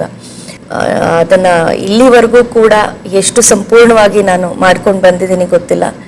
ಬಟ್ ಅವನು ನನಗೆ ಒಳ್ಳೆ ಮಗನಾಗಿ ಇಲ್ಲಿ ತನಕ ಇದ್ದಾನೆ, ಇನ್ನು ಮುಂದೆನೂ ಕೂಡ ಇರ್ತಾನೆ ಅಂತ ನಾನು ಅಂದ್ಕೊಂಡಿದ್ದೀನಿ. ಸೊ ಇದು ನನ್ನ ಜೀವನದ high point and the most happiest ಯಾವತ್ತಿಗೂ ನಾನು ಮರೆಯೋಕ್ಕಾಗದೇ ಇರುವಂಥ ದಿನ ಫೆಬ್ರವರಿ 5, 2024. ಇದು ನನಗೆ ಜನ್ಮ ಕೊಟ್ಟಂತಹ, ನನ್ನ ಜನ್ಮಕ್ಕೆ ಕಾರಣಕರ್ತರಾದಂತಹ ನನ್ನ ತಂದೆ ಮುನಿಬಚ್ಚಪ್ಪನವರು. ಅವರು ನಮ್ಮನ್ನು ಬಿಟ್ಟು ಅಗಲೋ ಅಂಥ ದಿನ ಅವತ್ತು, ಫೆಬ್ರವರಿ 5, 2024. ಅವ್ರು ತೀರ್ಕೊಳ್ಳೋಕ್ಕೂ ಮುಂಚೆ 3 ತಿಂಗಳು ಅವರು ಹಾಸ್ಪಿಟ್ಲಲ್ಲಿ ಇರ್ತಾರೆ ನನ್ನ ತಂದೆ. ಆ 3 ತಿಂಗಳು ಕೂಡ ನಾನು ನನ್ನ ತಂದೆಯ ಜೊತೆಯಲ್ಲಿ ICU ಅಲ್ಲಿ ಇರುವಂಥದ್ದು, 3 ತಿಂಗಳು ಕೂಡ ಅವ್ರ ಸೇವೆಯನ್ನು ಮಾಡುವಂಥದ್ದು. ಅವ್ರು ಪಟ್ಟಂಥ ನೋವು ಜಾಸ್ತಿ ಕಾಣ್ತಾ ಇತ್ತು. ದುಡ್ಡಿರೋರ ಜೊತೆ ಸ್ನೇಹ ಮಾಡಬಾರ್ದು, ಅವರು ದುಡ್ಕೋದನ್ನು ಹೇಳ್ಕೊಡ್ತಾರೆ, ಬಡವರ ಜೊತೆ ಸ್ನೇಹ ಮಾಡಬೇಕು, ಬದುಕನ್ನು ಕಲಿಸ್ತಾರೆ ಅಂತ ಪ್ರತಿ ಸಲ ನಮ್ಮ ತಂದೆ ಅದನ್ನು ನಮ್ಗೆ ಯಾವಾಗಲೂ ಕೂಡ ಸ್ಟೇಟ್ಮೆಂಟನ್ನ ಹೇಳೋರು. ಬಟ್ ಇವತ್ತು ನಮ್ಗೆ ಒಳ್ಳೆ ಜೀವನ ಕೊಟ್ಟಿದ್ದಾರೆ, ಐಷಾರಾಮಿ ಬದುಕನ್ನು ಕೊಟ್ಟಿದ್ದಾರೆ. ಎಷ್ಟೋ ಸಂದರ್ಭಗಳಲ್ಲಿ ನಾನು ತಪ್ಪು ಮಾಡಿದ್ರು ಕೂಡ ನನ್ನ ಮಗಳು ನನಗೆ ಗಾಡ್ ಗಿಫ್ಟ್ ಅಂತ ಹೇಳ್ತಾ ಇದ್ರು ನಮ್ಮ ತಂದೆ. ನನ್ನ ಮೇಲೆ ತುಂಬ ನಂಬಿಕೆ ಇಟ್ಟಿದ್ದು, ನನಗೇ ಗೊತ್ತಿಲ್ಲದೆ ನನ್ನ ಮೇಲೆ ಇವತ್ತು ನಾನು ಬಿಗ್ ಬಾಸಲ್ಲಿ ಛಲಗಾರ್ತಿ ಅಶ್ವಿನಿ ಅಂತ ಹೇಳಿ ನನಗೆ ನಾನು ಕೊಟ್ಕೋತೀನಿ ಅಂತಾದರೆ, ನಮ್ಮ ತಂದೆ ತಗೊಂಡಂಥ ಬಿರುದು ಛಲದಂಕ ಮಲ್ಲ ಅಂತ ಪ್ರತಿಯೊಬ್ಬರು ನಮ್ಮ ತಂದೆನ ಕರೀತಿದ್ರು. ಡ್ಯಾಡಿ ಹೆಸರು ನೀನು ಉಳಿಸಿದ್ಯಾ, ಬಿಗ್ ಬಾಸ್ ಮನೆಯಿಂದ ನಿನ್ನನ್ನು ಕರ್ಕೊಂಡು ಹೋಗುವಾಗ ಅಷ್ಟೇ ಹೆಮ್ಮೆಯಿಂದ ನನ್ನ ಮನೆಗೆ ಕರ್ಕೊಂಡು ಹೋಗ್ತೀನಿ ಅಂತ. ತಂದೆ ತಾಯಿನ ಯಾರು ಪ್ರೀತಿಸ್ತಾರೋ ಬದುಕಲ್ಲಿ ತುಂಬ ತುಂಬ ತುಂಬ ಉತ್ತುಂಗಕ್ಕೆ ಹೋಗ್ತಾರೆ. ಬಟ್ 3 ತಿಂಗಳು ನಾನು ನಮ್ಮ ತಂದೆ ಜೊತೆ ಇದ್ದ ಸೇವೆ ಮಾಡಿದ್ದು ನಾನು ಯಾವತ್ತೂ ಮರೆಯಲ್ಲ. ಬಿಗ್ ಬಾಸ್ ಎಲ್ಲರೂ ಇಲ್ಲಿಂದ ರಿಕ್ವೆಸ್ಟ್ ಮಾಡ್ಕೋತೀನಿ, ದುಡ್ಡು ಆಸ್ತಿ ಯಾರು ಬೇಕಾದ್ರೂ ಸಂಪಾದನೆ ಮಾಡ್ಬೋದು. ಒಂದ್ಸಲ ತಂದೆ ತಾಯಿನ ಕಳ್ಕೊಂಡ್ರೆ ಮತ್ತೆ ಸಿಗಲ್ಲ. ದಯವಿಟ್ಟು ಎಲ್ರೂ ಕೇಳ್ಕೊಳ್ಳೋದು ಒಂದೇ, ತಂದೆ ತಾಯಿನ ಚೆನ್ನಾಗಿ ನೋಡ್ಕೊಳ್ಳಿ. ನನಗಿವತ್ತು ಅನ್ಸುತ್ತೆ ನನ್ನ ತಂದೆ ಬೇಕು ನನಗೆ ಅಂತ ಕೂಗಿ ಹೇಳಬೇಕು ಅನ್ಸುತ್ತೆ, daddy I love you. But ಇಲ್ಲದೆ ಈ ಜಗತ್ತಲ್ಲಿ ನಾನು ಹೇಗೆ ಬದುಕಬೇಕು ಅಂತ ತುಂಬಾನೇ ನನ್ನ ಡಿಪ್ರೆಷನ್ಗೆ ಹೋಗಿದ್ದೆ ಆ್ಯಕ್ಚುಲಿ. ಅದಾದಮೇಲೆ ನನಗೆ ಬಿಗ್ ಬಾಸ್ ಬರುತ್ತೆ. ಆವತ್ತು ನನಗೆ ಅನ್ಸೋದು ಒಂದೇ, ಹೇಗಿರ್ತೀನಿ ನಾನು ಗೊತ್ತಿಲ್ಲ. ಬಿಕಾಸ್ ಯಾವುದೂ ಶೂಟಿಂಗ್ಗಳನ್ನ ನಾನು ಒಪ್ಕೊಳ್ತಿರ್ಲಿಲ್ಲ ಬೇಡ ಅಂತ ಹೇಳಿ. ಜೀವಿಸುವಂಥ ಶಕ್ತಿ ನನಗೆ ಕೊಟ್ಟು ಹೋಗಿದ್ದಾರೆ. ನಾನೇನು ಅಂತ ತೋರಿಸ್ಕೋಬೇಕು, ನನ್ನಲ್ಲಿ ಆ ಒಳ್ಳೆತನ ಕೆಟ್ಟದನ್ನ ಏನೇ ಇದ್ರೂ ಕೂಡ ಇವತ್ತು ಆ ಕ್ರೆಡಿಟ್ ನಮ್ಮ ತಂದೆ ತಾಯಿಗೆ ಕೊಡ್ತೀನಿ ನಾನು. ನಮ್ಮ ತಂದೆಯ ನೆನಪು ನನಗೆ ಬಿಗ್ ಬಾಸ್ ಮನೇಲಿ ತುಂಬ ತುಂಬ ಶಕ್ತಿಯನ್ನು ತುಂಬ್ತಾ ಬಂತು. Thank you daddy, we all miss you.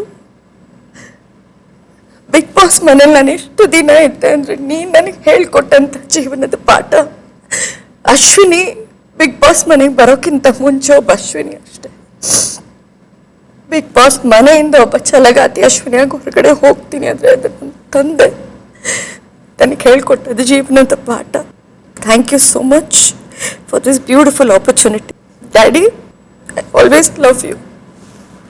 Thank you. ಸಂಜೆ 6:25.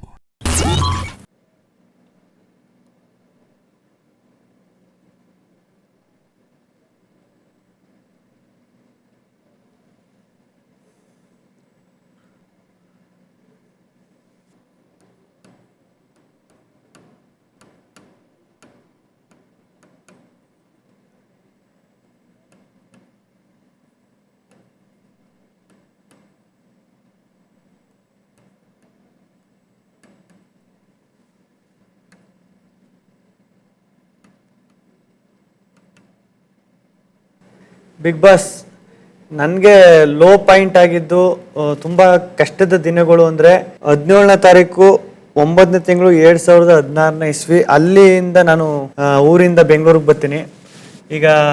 ಈಗ ನಮ್ಮ ಥರ ಈಗ ಹಳ್ಳಿಯಿಂದ ಬೆಂಗಳೂರಿಗೆ ಬಂದಿರೋರಿಗೆ ಗೊತ್ತಿರ್ತದೆ ಸ್ಟಾರ್ಟಿಂಗು ಬೆಂಗಳೂರಲ್ಲಿ ಕಷ್ಟ ಹೆಂಗಿರ್ತದೆ.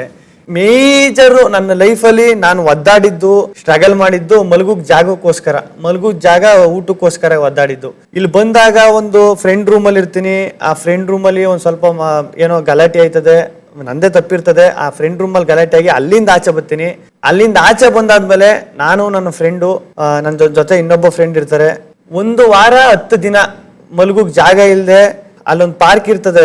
ಬೆಳಿಗ್ಗೆಯಿಂದ ಸಂಜೆ ಗಂಟೆ ಆ ಪಾರ್ಕಲ್ಲಿ ಕೂತಿರೋದು. ಯಾರಾದರೂ ನಮ್ಮ ಊರವರು ಯಾರಾದರೂ ಸಿಕ್ಕಿದ್ರೆ ಅವ್ರ ಮನೆಗೆ ಹೋಗಿ ಒಂದಿನ ಹಿಂಗೆ ಕೇಳ್ಕೊಳ್ಳೋದು, ಇವತ್ತೊಂದಿನ ನಿಮ್ಮ ಮನೇಲಿ ಇರ್ತೀವಿ, ಹಿಂಗೆ ಮನೆ ಅಡ್ವಾನ್ಸು ನಾಳೆ ಕೊಡ್ತೀನಿ ಅಂತ ಹೇಳೋರೆ, ಊರಿಂದ ಬರ್ಬೇಕು, ಹೋಗಿ ಅಡ್ವಾನ್ಸ್ ಬಂದು ಕೊಡೋ ತನಕ ನಿಮ್ಮ ಮನೇಲಿ ಇರ್ತೀವಿ ಅಂತ ಹೇಳ್ಬೇಕು. ತಿರ್ಗಿ ಅವ್ರ ಮನೇಲಿ ತಿರ್ಗಿ ಇನ್ನೊಬ್ರು ಯಾರೋ ಫ್ರೆಂಡ್ಸ್ ಸಿಗ್ತಾರೆ, ಅವ್ರ ಮನೇಲಿ ಒಂದಿನ, ಇನ್ನೊಬ್ರು ಯಾರೋ ಫ್ರೆಂಡ್ಸ್ ಸಿಗ್ತಾರೆ, ಅವ್ರ ಮನೇಲಿ ಒಂದಿನ.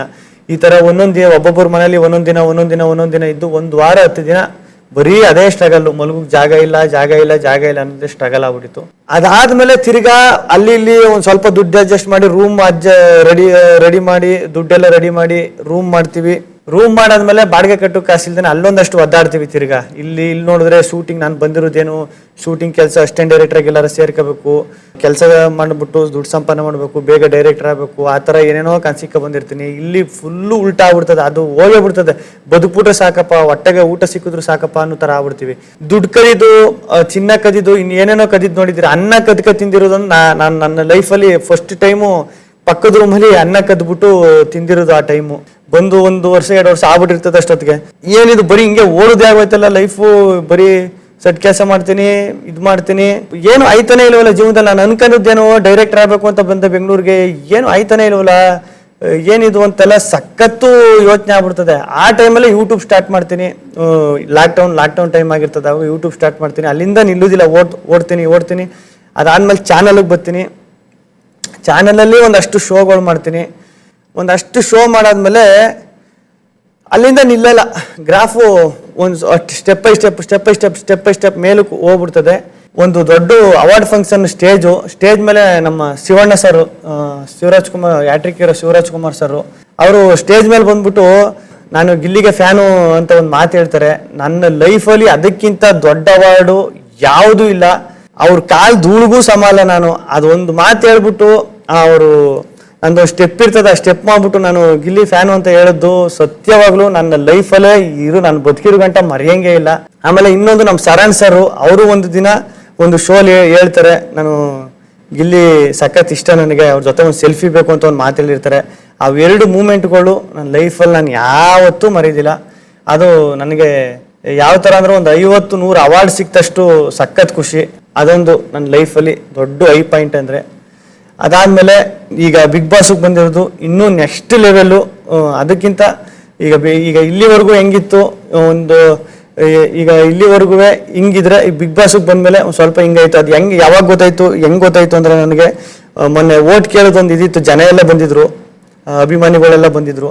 ಆವಾಗ ಒಬ್ಬರು ನಾನು ಟ್ಯಾಟೋ ಹಾಕಿಸ್ಕೊಂಡಿದ್ರು. ಅವ್ರನ್ನ ನಾನು ಲೈಫಲ್ಲೂ ಮರಿಲ್ಲ. ನನ್ನ ಟ್ಯಾಟೋನ ಯಾರೋ ಒಬ್ರು, ಅವರು ಪಾಪ ಅವರು ಪರಿಚಯ ಇಲ್ಲ, ಗುರ್ತಿಲ್ಲ, ಅವ್ರ ಹೆಸರೇನು ಅಂತ ಗೊತ್ತಿಲ್ಲ, ನನ್ನ ಅಣ್ಣ ಅಲ್ಲ, ತಮ್ಮ ಅಲ್ಲ, ಏನೂ ಅಲ್ಲ, ರಕ್ತ ಸಂಬಂಧನೇ ಇಲ್ಲ ಅಂಥವ್ರು ನನ್ನ ಫೋಟೋನ ಟ್ಯಾಟೋ ಹಾಕಿಸ್ಕೊಂಡು ಅಲ್ಲಿ ಬಂದಿದ್ರು ಅಂದರೆ ಅದು ಬಿಗ್ ಬಾಸೇ ಕಾರಣ, ಈ ಬಿಗ್ ಬಾಸ್ ಶೋನೇ ಕಾರಣ.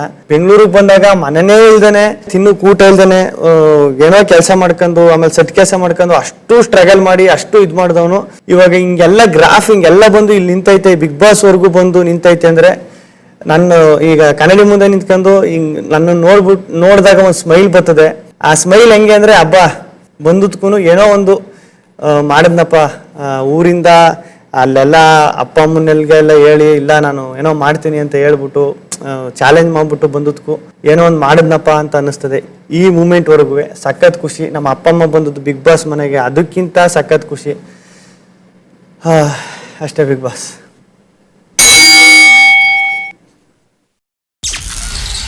ಸಂಜೆ 4:45. 18 to 23.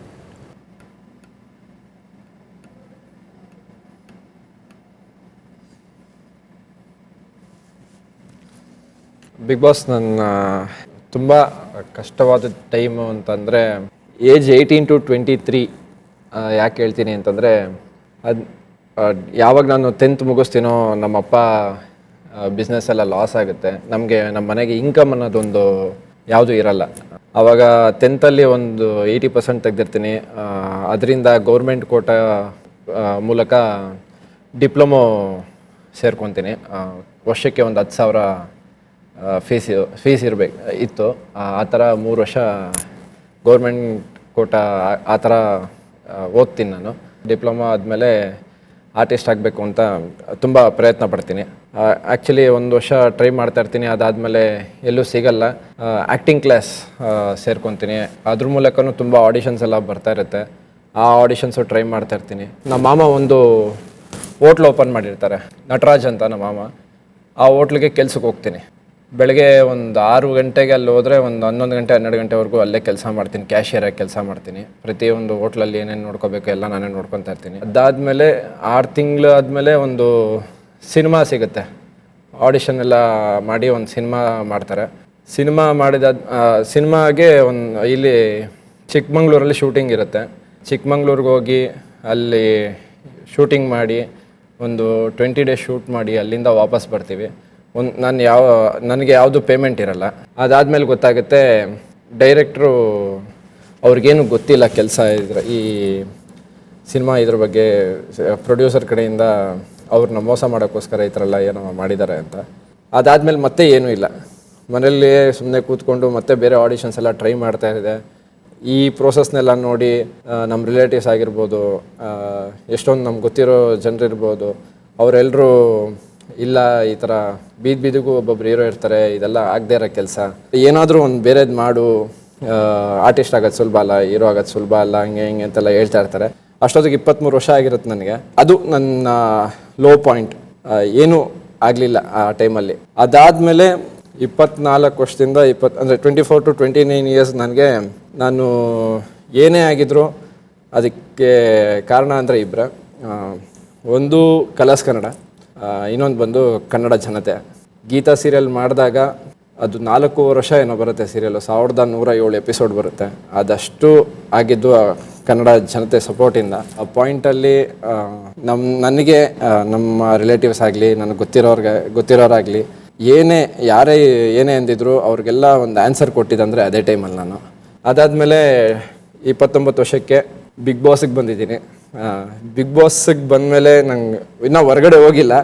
ಸದ್ಯಕ್ಕೆ ಮೊನ್ನೆ ಭಾಷಣ ಮಾಡಬೇಕಾದ್ರೆ ನಮ್ಮ ಓಟ್ನ ಕೇಳಬೇಕಾದ್ರೆ ಅವರು ಕೊಟ್ಟಿದ್ದ ಪ್ರೀತಿನ ನಾನು ಯಾವತ್ತೂ ಮರೆಯೋಕ್ಕಾಗಲ್ಲ. ಸೊ ಇನ್ನೂ ಜಾಸ್ತಿ ಆಗಿರುತ್ತೆ ಪ್ರೀತಿ ಅಂದ್ಕೊಂಡಿದ್ದೀನಿ. ಇದು ನನ್ನ ಅಪ್ಸ್ ಆ್ಯಂಡ್ ಡೌನ್ಸ್, ನನ್ನ life journey big boss.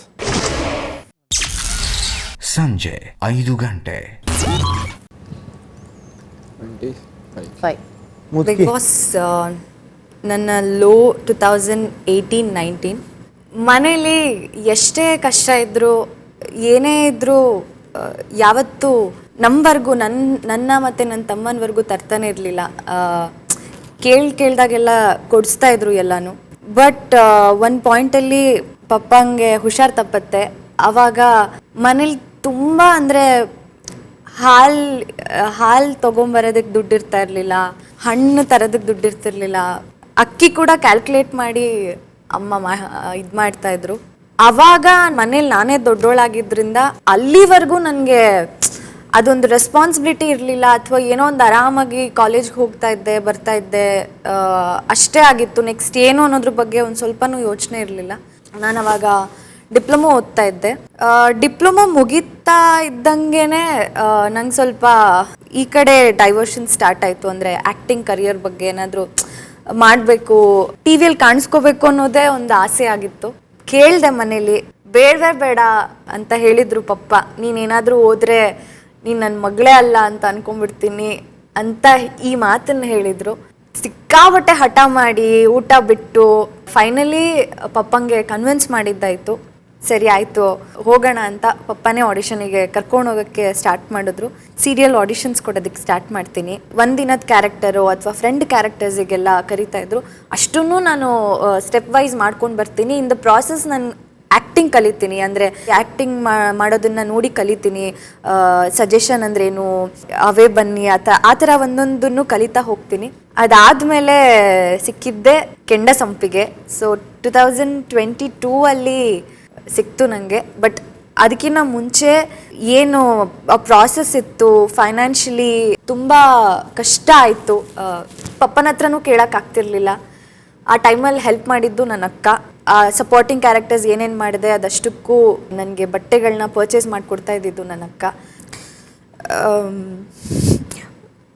Papa mummy ಹತ್ರ ದುಡ್ಡು ಕೇಳೋಕ್ಕಾಗ್ತಿರ್ಲಿಲ್ಲ. ಪಪ್ಪಂಗೆ ಯಾವಾಗ ಹುಷಾರು ತಪ್ಪಿದ್ರೋ ಆವಾಗಲೇ ಪಪ್ಪನ ಹತ್ರ ದುಡ್ಡು ಕೇಳೋದು ಸ್ಟಾಪ್ ಮಾಡಿಬಿಟ್ಟಿದ್ದೆ. ನನ್ನ ಅಕ್ಕನ ಹತ್ರ ನಾನು ಕೇಳ್ತಾನೆ ಇರಲಿಲ್ಲ. ಅವಳೇ ಏನು ಬೇಕು ಅಂತೆಲ್ಲ ಕೇಳಿ ಕೊಡಿಸ್ತಿದ್ದಿ ದುಡ್ಡು.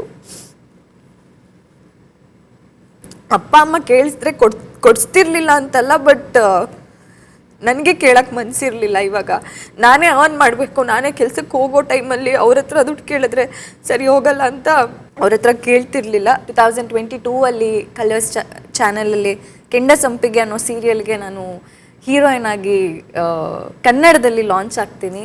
ಅದು ನನ್ನ best moment and high point ಅಂತಲೇ ಹೇಳ್ಬೋದು. ಸೊ ಸೀರಿಯಲ್ ಸ್ಟಾಪ್ ಮಾಡಿದಾಗ ಆ ಪ್ರೆಷರ್ ಕೂಡ ಇತ್ತು ನನಗೆ. ಏನು ಮಾಡಲಿ, ವಾಟ್ಸ್ ನೆಕ್ಸ್ಟ್ ಅನ್ನೋದು ತುಂಬ ಕಾಡ್ತಾ ಇತ್ತು. ಆ ಟೈಮಲ್ಲೇ ನನಗೆ ಸಿನಿಮಾ ಬಂದಿದ್ದು, ಅದು ನನ್ನ ಹೈ ಪಾಯಿಂಟ್. ಮೊದಲನೇ ಸೀರಿಯಲ್ 2022 ಅಲ್ಲಿ, ಮೊದಲನೇ ಸಿನಿಮಾ 2024 ಆ್ಯಂಡ್ 25 ಅಲ್ಲಿ ರಿಲೀಸ್ ಆಗುತ್ತೆ. 2025 and 26 big boss. The best decision which have made ಅಂತಂದರೆ ಬಿಗ್ ಬಾಸ್ ಬಂದಿರೋದು. Very much happy. So these are my high points. And initial ನನ್ನ ಕರಿಯರ್ ಸ್ಟಾರ್ಟ್ ಮಾಡೋಕ್ಕೆ ಮುಂಚೆ ಹಿಂಗಿತ್ತು. ಆ್ಯಂಡ್ ಇವತ್ತು ಬಿಗ್ ಬಾಸ್ ಮನೇಲಿ ನಾನು ಇದನ್ನು ಬರಿತಾ ಇದ್ದೀನಿ ಅಂದರೆ I feel so proud of myself. ಇಲ್ಲಿವರೆಗೂ ಬರೋದಕ್ಕೆ ನನ್ನ ಜರ್ನಿಯಲ್ಲಿದ್ದಂಥ ಅಷ್ಟು ಜನಕ್ಕೆ thank you so much. And specially ಪಪ್ಪ, ಮಾ and Karthi, thank you so much. And ನನ್ನ ಅಕ್ಕ ಆ್ಯಂಡ್ ನನ್ನ ಮಾಮ ಎಲ್ರಿಗೂ ಥ್ಯಾಂಕ್ ಯು ಸೋ ಮಚ್. ಇಷ್ಟೇ ಬಿಗ್ ಬಾಸ್ ಅರ್ಜೆಂಟೇ ಬಿಲ್ ಹೊಡಿರಿ, ತಿರುಗಿ ನೆನಪಿಸ್ಕೊ ಬಂದು ಬರ್ತಲ್ಲ.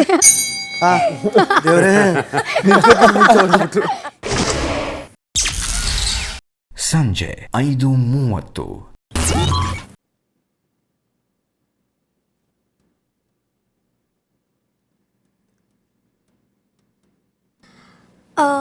Big Boss actually high point ನನಗೆ ನನ್ನ ಜೀವನ ಅಲ್ಲಿ ತುಂಬ ಖುಷಿ ಆಯಿತು. ಅಂದರೆ ಚಿಕ್ಕ ವಯಸ್ಸಿಂದ ನಾನು ಯಾವಾಗ ಈ ಹೈ ಪಾಯಿಂಟ್ ಬರುವ ಮುಂಚೆ ನಾನು ಆ್ಯಕ್ಚುಲಿ ಅಂದರೆ ನನಗೇ ನನ್ನ ಬಗ್ಗೆ ಗೊತ್ತಿರಲಿಲ್ಲ. ಓಕೆ, ನನ್ನ ಫ್ಯೂಚರ್ ಹೆಂಗೆ ಇರುತ್ತೆ, ಎಂತ ಮಾಡ್ತೀನಿ, ಎಂತ ಇಲ್ಲ.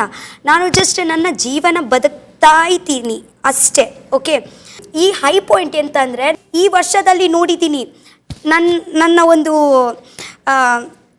ಒಂದು ಡ್ರೀಮ್ಗೆ ನನ್ನ ಕಣ್ಣ ಮುಂದೆ ಇದೆ ಬಂತು. ಓಕೆ, ಎಂತ ಅಂದರೆ ನನಗೆ ಆ್ಯಕ್ಚುಲಿ ಮುಂಚೆಯಿಂದ ವ್ಲಾಗಿಂಗ್ ಎಲ್ಲ ಮಾಡಲಿಕ್ಕೆ ತುಂಬ ಇಷ್ಟ. ಓಕೆನಾ, ವ್ಲಾಗಿಂಗ್ ಎಲ್ಲ ಮಾಡಿ ಅಂದರೆ ಜನರ ಜೊತೆಗೆ ಮಾತಾಡೋದು, ಎಲ್ಲಿ ಅಂದರೆ ನಾನು ಎಲ್ಲೋ ಕಡೆ ನಾನು ಹೋಗುವ ಒಂದು ಪ್ರೀತಿಯಿಂದ ನನಗೆ ಕರೆಯುವುದು, ಅಂದರೆ ಅದೇ ನನಗೆ ಒಂದು ಹೈ ಪಾಯಿಂಟ್, ಕರೆಯುವುದು. ಇಷ್ಟು ವರ್ಷದಿಂದ ಆ್ಯಕ್ಚುಲಿ ನಾನು ಯಾರು ಅಂತ ಜಸ್ಟ್ ನನಗೆ ಗೊತ್ತಿತ್ತು. ಬಟ್ ನಾನು ಹುಟ್ಟಿದ ಇಷ್ಟು ವರ್ಷದಲ್ಲಿ 23 ವರ್ಷ ಆಯಿತು. ಆಗ ನಂತರ ಜನರಿಗೆ ನನ್ನ ಬಗ್ಗೆ ಗೊತ್ತಾಯ್ತಲ್ವ ಅಂತ ನನಗೆ ಖುಷಿ. ಅದೇ ನಾನು ನಿಮಗೆ ಎಲ್ಲ ಎಕ್ಸ್ಪ್ಲೇನ್ ಮಾಡಲಿಕ್ಕೆ ಆಗಲ್ಲ. ಬಿಗ್ ಬಾಸ್ ಇಲ್ಲಿ ಇದೇ ಲೋ ಪಾಯಿಂಟಲ್ಲಿ ಹೇಗಂದರೆ ಇದೇ ಎಲ್ಲ ಮಾಡುವಾಗ, ಅಂದರೆ ವ್ಲಾಗಿಂಗ್ ಎಲ್ಲ ಹೀಗೆ ಮಾಡುವಾಗ ನನ್ನ ಅಮ್ಮಗೆ ಅಷ್ಟು ಇಷ್ಟ ಇರಲಿಲ್ಲ. ಓಕೆ, ಇಷ್ಟೂ ದೊಡ್ಡ ಸ್ಕೂಲಲ್ಲಿ ಹಾಕಿದ್ದೀನಿ, ಇಷ್ಟೂ ದೊಡ್ಡ ಕಾಲೇಜಲ್ಲಿ ಹಾಕಿದ್ದೀನಿ, ಇದೇ ಎಲ್ಲ ಮಾಡಲಿಕ್ಕೆನಾ? ಒಂದು ಮರ್ಯಾದೆಯಲ್ಲಿ ಅಂದರೆ 10,000 ಸಿಕ್ಕಿದ್ರೆ ಪರವಾಗಿಲ್ಲ, ಜಾಬ್ಗೆ ಹೋಗೋ, ಜಾಬಲ್ಲಿ ಅಲ್ಲಿ ಹೀಗೆ ಕೆಲಸ ಮಾಡು, ಇದೇ ಎಲ್ಲ ಬೇಡ, ಹಾಗೆ ಎಲ್ಲ ಇತ್ತು. ಆಗ ನಂತರ ಈ ಮಧ್ಯದಲ್ಲಿ ನನ್ನ ಕಷ್ಟಪಟ್ಟು ನಾನು ಒಂದು ಮನೆ ಪರ್ಚೇಸ್ ಮಾಡಿದ್ದೀನಿ. ಸೊ ನಮಗೆ ನಮ್ಮ ಮೇಲೆ ಒಂದು ಹೋಪ್ ಇಡಬೇಕು. ಎಷ್ಟು ಕಷ್ಟ ಬರುತ್ತೆ, ಎಷ್ಟು ಪ್ರಾಬ್ಲಮ್ಸ್ ಬರುತ್ತೆ, ಬಟ್ ಆದರೂ ಕೂಡ ನಾವು ನಮ್ಮ ಮೇಲೆ ಒಂದು ಕಾನ್ಫಿಡೆಂಟ್ ಇಟ್ಟು ಹೋಗಬೇಕು. ಓಕೆ, ಆಗ ನಂತರ ನನಗೆ ಈ ಟೈಮಲ್ಲಿ ಇಲ್ಲಿಯೇ ಗಿಚಿಬಿಚಿ ಆಗುವಾಗ ನನಗೆ ಒಂದು ಬಿಗ್ ಬಾಸ್ ಕಾಲ್ ಬಂತು. ಬಿಗ್ ಬಾಸ್ ಅವರು ನನಗೆ ಕರೆದ್ರು, ನನಗೆ ಅವಕಾಶ ಕೊಟ್ಟರು. ಇಷ್ಟು ದೊಡ್ಡ ವೇದಿಕೆ ಕೊಟ್ಟರು. Okay, thank you so much. ಅಷ್ಟೇ ಬಿಗ್ ಬಾಸ್, ಥ್ಯಾಂಕ್ ಯು. ಸಂಜೆ 6:15. ರಕ್ಷಿತನ್ ಮೀರಿಸ್ತಾನ ಅನ್ಸುತ್ತೀವಣ್ಣ. ಇವನು ಮೌಂಟ್ ಎವರೆಸ್ಟು, ಟವರು. ಮ್ಯೂಟೆಂಟ್ ಅಲ್ಲ, ಮ್ಯಾರೇಜ್. ಸನ್ ನೀವಿಬ್ರೇನೋ ಮ್ಯಾರೇಜು ಸಣ್ಣ ಒಂದು ಬರ್ದಿ ನಮ್ಮ 4 ಜನ ಎಲ್ಲಿಂದ ಸಣ್ಣ? ಹೌದು, ಎಲ್ಲಿಂದ ಹ್ಯಾಪಿ ಮೂಮೆಂಟ್ ತರೋದು? ಜಿಮ್ ಯಾಕೆ ಲೋ ಪಾಯಿಂಟ್ ಆದ್ರೂ ಕೂಡ ಒಂದು ಜರ್ನಿ ಇತ್ತು ಮೇಲೆ ಕೆಲಿಗೆ, ನನ್ನ ಇರಲಿಲ್ಲ ಅಲ್ವಾ. ನೀನ್ ಇಲ್ಲ ಅಂದ್ರೆ ನೀನ್ ಖುಷಿಯಾಗಿದ್ದೆ ಅಂತ ಅರ್ಥ, ನಿನ್ಗೇನು ಕಷ್ಟ ಕಾರ್ಪಣ್ಯಗಳಿಲ್ಲ ಅಂತ ಅರ್ಥ. ಬಿಗ್ ಬಾಸ್, ನಂದು ಲೈಫ್ ಸ್ಟೋರಿ ತುಂಬ ಲಾಂಗ್ ಇದೆ. ನಂದರಲ್ಲಿ ಮೇಲೋಗಿದ್ಕಿಂತ ಕೆಳಗಡೆ ಬಿದ್ದಿದ್ದೆ ತುಂಬ ಇದೆ. ಲಾಂಗ್ ಬ್ಯಾಕ್ ಅಂದರೆ ತುಂಬ ಹಳೆ ಕತೆ ಇದು. 2002 ನನಗೆ ಒಂದು ಜಾಬ್ ಸಿಗುತ್ತೆ. ಯಾಕಂದರೆ ವೆರಿ ಟ್ಯಾಲೆಂಟೆಡ್ ಪರ್ಸನ್. ನಾನು ಓದ್ಬಿಟ್ಟು ನಾನು ಯಾವುದೇ ರೀತಿ ಜಾಬ್ ಮಾಡಿರಲಿಲ್ಲ. ಸೊ ನನ್ನ ಟ್ಯಾಲೆಂಟಿಂದನೇ ನನಗೆ ಮೊದಲು ಜಾಬ್ ಸಿಕ್ಕಿದ್ದು. ಪೇಂಟಿಂಗಲ್ಲಿ ತುಂಬ ಚೆನ್ನಾಗಿ ಮಾಡ್ತಾಯಿದ್ದೆ. ಆ ಜಾಬ್ ಸಿಕ್ಕಿದ್ಮೇಲೆ ಐ ಡಿಂಟ್ ಟರ್ನ್ ಬ್ಯಾಕ್. ಅಲ್ಲಿಂದ ನನಗೆ ಐ ಜಸ್ಟ್ ಕೆಪ್ಟ್ ಮೇಲೆ ಹೋಗ್ತಾನೆ ಇದ್ದೆ. ಆ್ಯಂಡ್ ಆಲ್ಮೋಸ್ಟ್ 2012 ತನಕ ನಾನು 2012 ಟೆಕ್ನಿಕಲ್ ಇಂಡಿಯಾದಲ್ಲಿ ಐ ವಾಸ್ ಎ ಸೂಪರ್ವೈಸರ್. ನನ್ನ ಕೆಳಗಡೆ 150 ಜನ ಜಾಬ್ ಮಾಡೋರು. ಸೊ ಒಂದು ವಂಡರ್ಫುಲ್ ಲೈಫ್ ಇತ್ತು ನನಗೆ. ಬಟ್ ಎಲ್ಲೋ ನಾನು ಸ್ಟಾರ್ಟಿಂಗಿಂದನೂ ಮನೆ ಆಚೆ ಇರೋದ್ರಿಂದ ನನಗೂ ಒಂದು ಫ್ಯಾಮಿಲಿಗೂ ಒಂದು ಡಿಟ್ಯಾಚ್ಮೆಂಟ್ ಆಲ್ವೇಸ್ ಇತ್ತು. ತಿಂಗಳಿಗೊಂದ್ಸತೆ ಮನೆಗೆ ಹೋಗ್ತಾ ಇದ್ದೆ, ಅವ್ರ ಜೊತೆ ಮಾತಾಡಿಸ್ತಿದ್ದೆ. ಸೊ ನನ್ನ ಹೈಯೆಸ್ಟ್ ಪಾಯಿಂಟ್ ಬಂದು ನನ್ನ ಮ್ಯಾರೇಜು. 2012 ಮ್ಯಾರೇಜ್ ಆಗುತ್ತೆ. ಅದಾಗಿ 1 ವರ್ಷಕ್ಕೆ ನಮ್ಮ ಮಗ ಹುಡ್ತಾನೆ, ರೋನಿತ್ತು. ಅದು ನನಗೆ ತುಂಬ ಖುಷಿ ಕೊಡ್ತು. ಸೊ ಅಲ್ಲಿ ಆ ಒಂದು ಪಾಯಿಂಟಲ್ಲಿ ನನಗೇನು ಅನ್ಸುತ್ತೋ ಏನೋ, ನನ್ನೊಂದು ಸ್ಯಾಚುರೇಷನ್ ಪಾಯಿಂಟ್ ಬಂದಿರುತ್ತೆ ನನಗೆ ಜಾಬಲ್ಲಿ. ಏನಕ್ಕೂ ಟೈಮ್ ಸಿಗ್ತಾ ಇರಲ್ಲ. ಅವಾಗೊಂದು ಡಿಸಿಷನ್ ತೊಗೊತೀನಿ ಲೈಫಲ್ಲಿ. ನಾನು ಜಾಬ್ ಬಿಟ್ಬಿಟ್ಟು ಎಲ್ಲ ಬಿಟ್ಟು ವೈಟ್ ಫೀಲ್ಡಿಂದ ನಾನು ಮನೆಗೆ ವಾಪಸ್ ಹೋಗ್ತೀನಿ ಆ್ಯಂಡ್ ಫಿಟ್ನೆಸ್ ಕಡೆ ಕಂಪ್ಲೀಟಾಗಿ ಫೋಕಸ್ ಮಾಡ್ತೀನಿ ಅನ್ನೋ ಒಂದು ಡಿಸಿಷನ್ ತೊಗೊತೀನಿ. ಸೊ ಆ ಒಂದು ಡಿಸಿಷನ್ ತೊಗೊಂಡು ಇಮಿಡಿಯೇಟಾಗಿ ಒಂದು ದಿವಸ ಕೆಲಸಕ್ಕೆ ಹೋಗಿ ಜಾಬ್ ಬಿಟ್ಬಿಡ್ತೀನಿ. ಜಾಬ್ ಬಿಟ್ಟಾಗ ಮನೇಲೆಲ್ಲ ಪ್ಯಾನಿಕ್ ಆಗೋಗ್ತಾರೆ. ನಮ್ಮ ವೈಫು ಫುಲ್ ಪ್ಯಾನಿಕ್ ಆಗ್ತಾರೆ, ನಮ್ಮ ಪೇರೆಂಟ್ಸ್ ಪ್ಯಾನಿಕ್ ಆಗ್ತಾರೆ, ಯಾಕಿಂತ ಒಂದು ಡಿಸಿಷನ್ ಅಂತ. ಅದಾದಮೇಲೆ 1.5 ಲ್ಯಾಕ್ಸಿಂದ ಯಾವುದೋ ಒಂದು ಜಿಮ್ಗೆ ಹೋಗಿ ಸೇರ್ಕೊತೀನಿ. ಅಲ್ಲಿ 10,000 ರೂಪಾಯಿ ಸ್ಯಾಲ್ರಿ. ಒಂದೇ ಸತೆ ಮೇಲಿಂದ ಕೆಳಗಡೆ ಡ್ರಾಪ್. ಆವಾಗ ನಮ್ಮ ಮನೆಯಲ್ಲೂ ಸ್ವಲ್ಪ ಕ್ಲ್ಯಾಶ್ ಆಗುತ್ತೆ. ನಮ್ಮ ಅಕ್ಕನ ಜೊತೆ, ನಮ್ಮ ಅಮ್ಮ ಜೊತೆ, ಅಪ್ಪ ಜೊತೆ ತುಂಬ ಕ್ಲ್ಯಾಶ್ ಆಗಿ ನಾನು ನಮ್ಮ ವೈಫ್ ಸಪ್ರೇಟ್ ಆಗ್ತೀವಿ. ಅಲ್ಲಿಂದ ಹಂಗೆ ಹೋಗ್ತಾನೆ ಇರುತ್ತೆ ಲೈಫು, ಕೆಳಗಡೆ ಬೀಳ್ತಾನೆ ಇರುತ್ತೆ. ಆ್ಯಂಡ್ ಒಂದು ಪಾಯಿಂಟಲ್ಲಿ ಫೇಜರ್ ಟೌನಲ್ಲಿ ಒಂದು ಜಿಮ್ ಓಪನ್ ಮಾಡಬೇಕು ಅಂತ ಪಾರ್ಟ್ನರ್ಶಿಪ್ಪಲ್ಲಿ ಜಿಮ್ ಓಪನ್ ಮಾಡ್ತೀನಿ. ನಾನು ಎಂಟೈರ್ ಏನು ಜಾಬಲ್ಲಿ ಅರ್ನ್ ಮಾಡಿರ್ತೀನೋ ಸೇವಿಂಗ್ಸ್ ಎಲ್ಲ ಸೇವಿಂಗ್ ತೊಗೊಂಡು ಆ ಜಿಮ್ಗೆ ಹಾಕ್ತೀನಿ. ಆ್ಯಂಡ್ ನನ್ನ ಬ್ಯಾಡ್ ಲಕ್ ಏನೋ ಗೊತ್ತಿಲ್ಲ, ಹಾಕಿರೋ ದುಡ್ಡೆಲ್ಲ ಕಳ್ಕೊಂಬಿಡ್ತೀನಿ. ಒಂದು 35 to 40 ಲ್ಯಾಕ್ಸ್ ಹೊಟ್ಟೋಗುತ್ತೆ ನಂದು.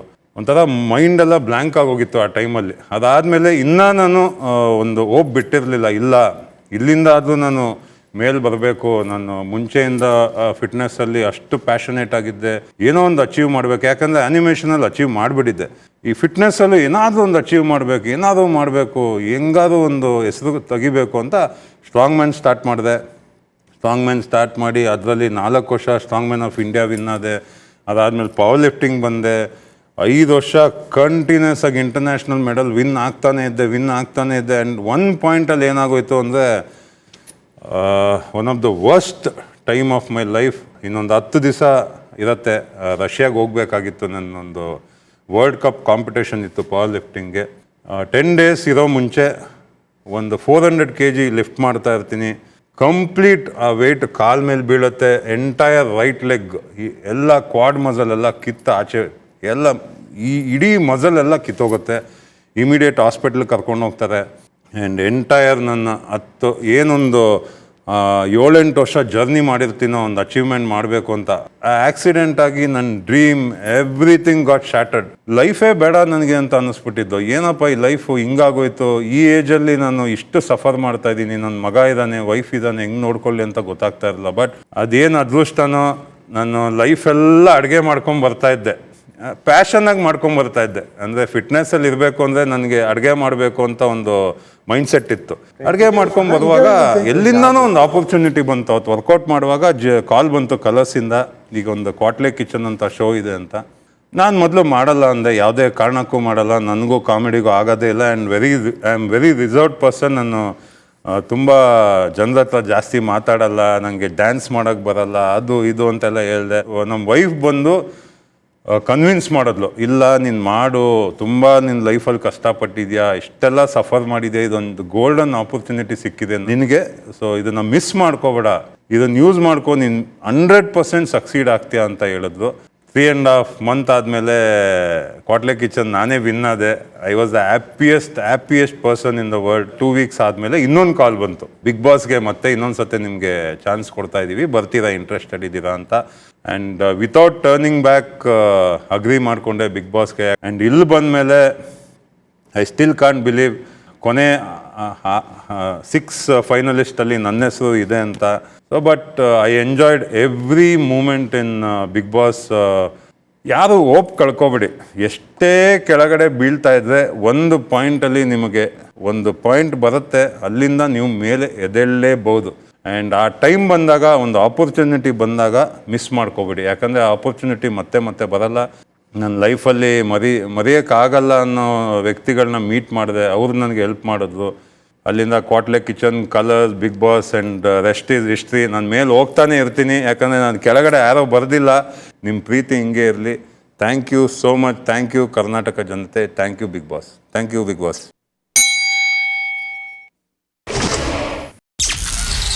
ಸಂಜೆ 6:35. ಶುಭ ಸಂಜೆ. ಶುಭ ಸಂಜೆ. ಸುಖ ದುಃಖ ಒಂದೇ ನಾಣ್ಯದ 2 ಮುಖಗಳು. ಬದುಕಿನಲ್ಲಿ ಈ ಎರಡನ್ನು ಸಮಾನವಾಗಿ ಸ್ವೀಕರಿಸಬೇಕು ಅಂತಾರೆ, ಆದರೆ ಹೇಗೆ ಅಂತ ಯಾರೂ ಹೇಳ್ಕೊಡಲ್ಲ ಅಲ್ವೇ? ಕಾರಣ ಸುಖ ದುಃಖ ಅನ್ನೋ ಪದಗಳು ಸರ್ವೇ ಸಾಮಾನ್ಯವಾದರೂ ಅದರ ಅನುಭವ ಮಾತ್ರ ಪ್ರತಿಯೊಬ್ಬರದ್ದು ವಿಶಿಷ್ಟವಾಗಿರುತ್ತೆ. ಒಂದು ನೆನಪಿರಲಿ, ಅತ್ಯಂತ ಎತ್ತರವಾದ ಬಿಲ್ಡಿಂಗ್ಗಳಿಗೆ ಅತ್ಯಂತ ಆಳವಾದ ಅಡಿಪಾಯ ಮಾಡಲಾಗುವುದು. ನಿಮ್ಮ ಕಷ್ಟಕಾಲದ ಪ್ರಪಾತದಲ್ಲೇ ನಿಮ್ಮ ಯಶಸ್ಸಿನ ಬಿಲ್ಡಿಂಗ್ಗೆ ಅಡಿಪಾಯ ಹಾಕಿ ಹೆಚ್ಚು ಎತ್ತರಕ್ಕೆ ಕಟ್ಟಲು ಸಾಧ್ಯವಾಗ್ತಿರೋದು. ಇಲ್ಲಿಂದ ಮುಂದಕ್ಕೆ ಇನ್ನಷ್ಟು ಎತ್ತರಕ್ಕೆ ಏರಲಿ ನಿಮ್ಮ ಯಶಸ್ಸಿನ ಶಿಖರ ಎಂದು ಬಿಗ್ ಬಾಸ್ ಹಾರೈಸುತ್ತಾರೆ. Thank you big boss. ನಿಮ್ಮ ಅಮೂಲ್ಯವಾದ ಬದುಕಿನ ಖಾಸಗಿ ಸಂಗತಿಗಳನ್ನು ಜಗತ್ತಿನ ಜೊತೆ ಹಂಚಿಕೊಂಡ ನಿಮ್ಮೆಲ್ಲರಿಗೂ ಅಭಿನಂದನೆಗಳು. Thank you big boss. Thank you big boss. ಶುಭವಾಗಲಿ. Thank you so much big boss. ರಾತ್ರಿ 9:30. ಏನು ಹಾಕ್ಸ್ಕೊಂಡಿರೋದು ಕಾವ್ಯ? ಇದಕ್ಕೆ ಕ್ರೀಮ್ ಎಲ್ಲ ಮಗಕ್ಕೆ ತುಂಬಿಸ್ಕೊಂಡಿದ್ಯಾ? ಏನು peel of? Peel of mask. Raghu sir ನೋಡಿ, ಗಂಡಸರು ಹಾಕಿಸ್ಕೋಬೋದ? ನಮ್ಗೆ ಕೂಡ ಮೆನ್ಯೂ ಕೊಡಿ, ನಾವು ನೋಡ್ತೀವಿ. ಮೆನು ಮಿಟ್ರಿ ಹೋಟ್ಲಿಗೆ ಬಂದಿದ್ಯಾ ಮೆನು ಕೇಳೋಕೆ? ಅವ್ರು ಏನ್ ಹೇಳ್ತಾರ ಅದ್ ಮಾಡ್ಕೊ ಹೋಗತ್ತಾಗೆ ಅಂತ ಹೇಳಿದೀನಿ, ನೆನಪುಂಟಲ್ವಾ? ನಮ್ ಕಡೆ ಯಾರು ತಿರುಗೂ ನೋಡ್ತಾ ಇಲ್ಲ. ಹೌ ಆರ್ ಯು ಕೇಳ್ತಾ ಇದ್ದಾರೆ. ಯು ಅಂತ ಕಟಿಂಗ್ ಮಾಡೋಣ ಬೇಗ ಅಂದ್ರೆ. ಕನ್ನಡ ಬರುತ್ತಾ ನಿಮ್ಗೆ? ಕನ್ನಡದವ್ರೆ ಕಣ್ ಕೂತ್ಕೋ. ರಾತ್ರಿ 11 ಗಂಟೆ. ಮಕ್ಕ ಆಗ್ಲೇ ಬೆಳ್ಳಗಾಗೋಯ್ತು. ಮಕ್ಕ ಆಗ್ಲೇ ಬೆಳ್ಳಗಾಗೋಯ್ತು ನಮ್ದು. ಇದೇ ನನ್ನ ಗಿಲಿ ಅಂತ ಗೊತ್ತೇ ಆಗಲ್ಲ, ಅಷ್ಟು ಚೇಂಜ್ ಕಾಣಿಸ್ತಾ. ನಿನ್ನ ಗಿಲಿ ಅಂತ ಗೊತ್ತೈತಲ್ವಾ? ಇಲ್ಲ, ಬೇರೆ ಗಿಲಿ ಅಂತ ಗೊತ್ತೈತೆ ಇದ್ದ. ಏನು ಇಷ್ಟು ಹ್ಯಾಂಡ್ಸಮ್ ಆಗಿ ಕಾಣಿಸ್ತಿದ್ಯಾ ಅಂತ ಹೌದು. ಅವಾಗ ಹೇಳಕ್ ಹೋದ್ಲು, ಸ್ಟಾಪ್ ಮಾಡ್ಬಿಟ್ಲು. ಗಿಲಿ ಹ್ಯಾಂಡ್ಸಮೇ ಅಲ್ವಾ, ಬಟ್ ಅವಾಗ ಯಾಕೆ ಸ್ಟಾಪ್ ಮಾಡಿದೆ? ಅವರಿಗೆ ಸ್ಟೈಲ್ ಆಗ್ಲಿಕ್ಕೆ ಇಷ್ಟ ಇಲ್ಲ.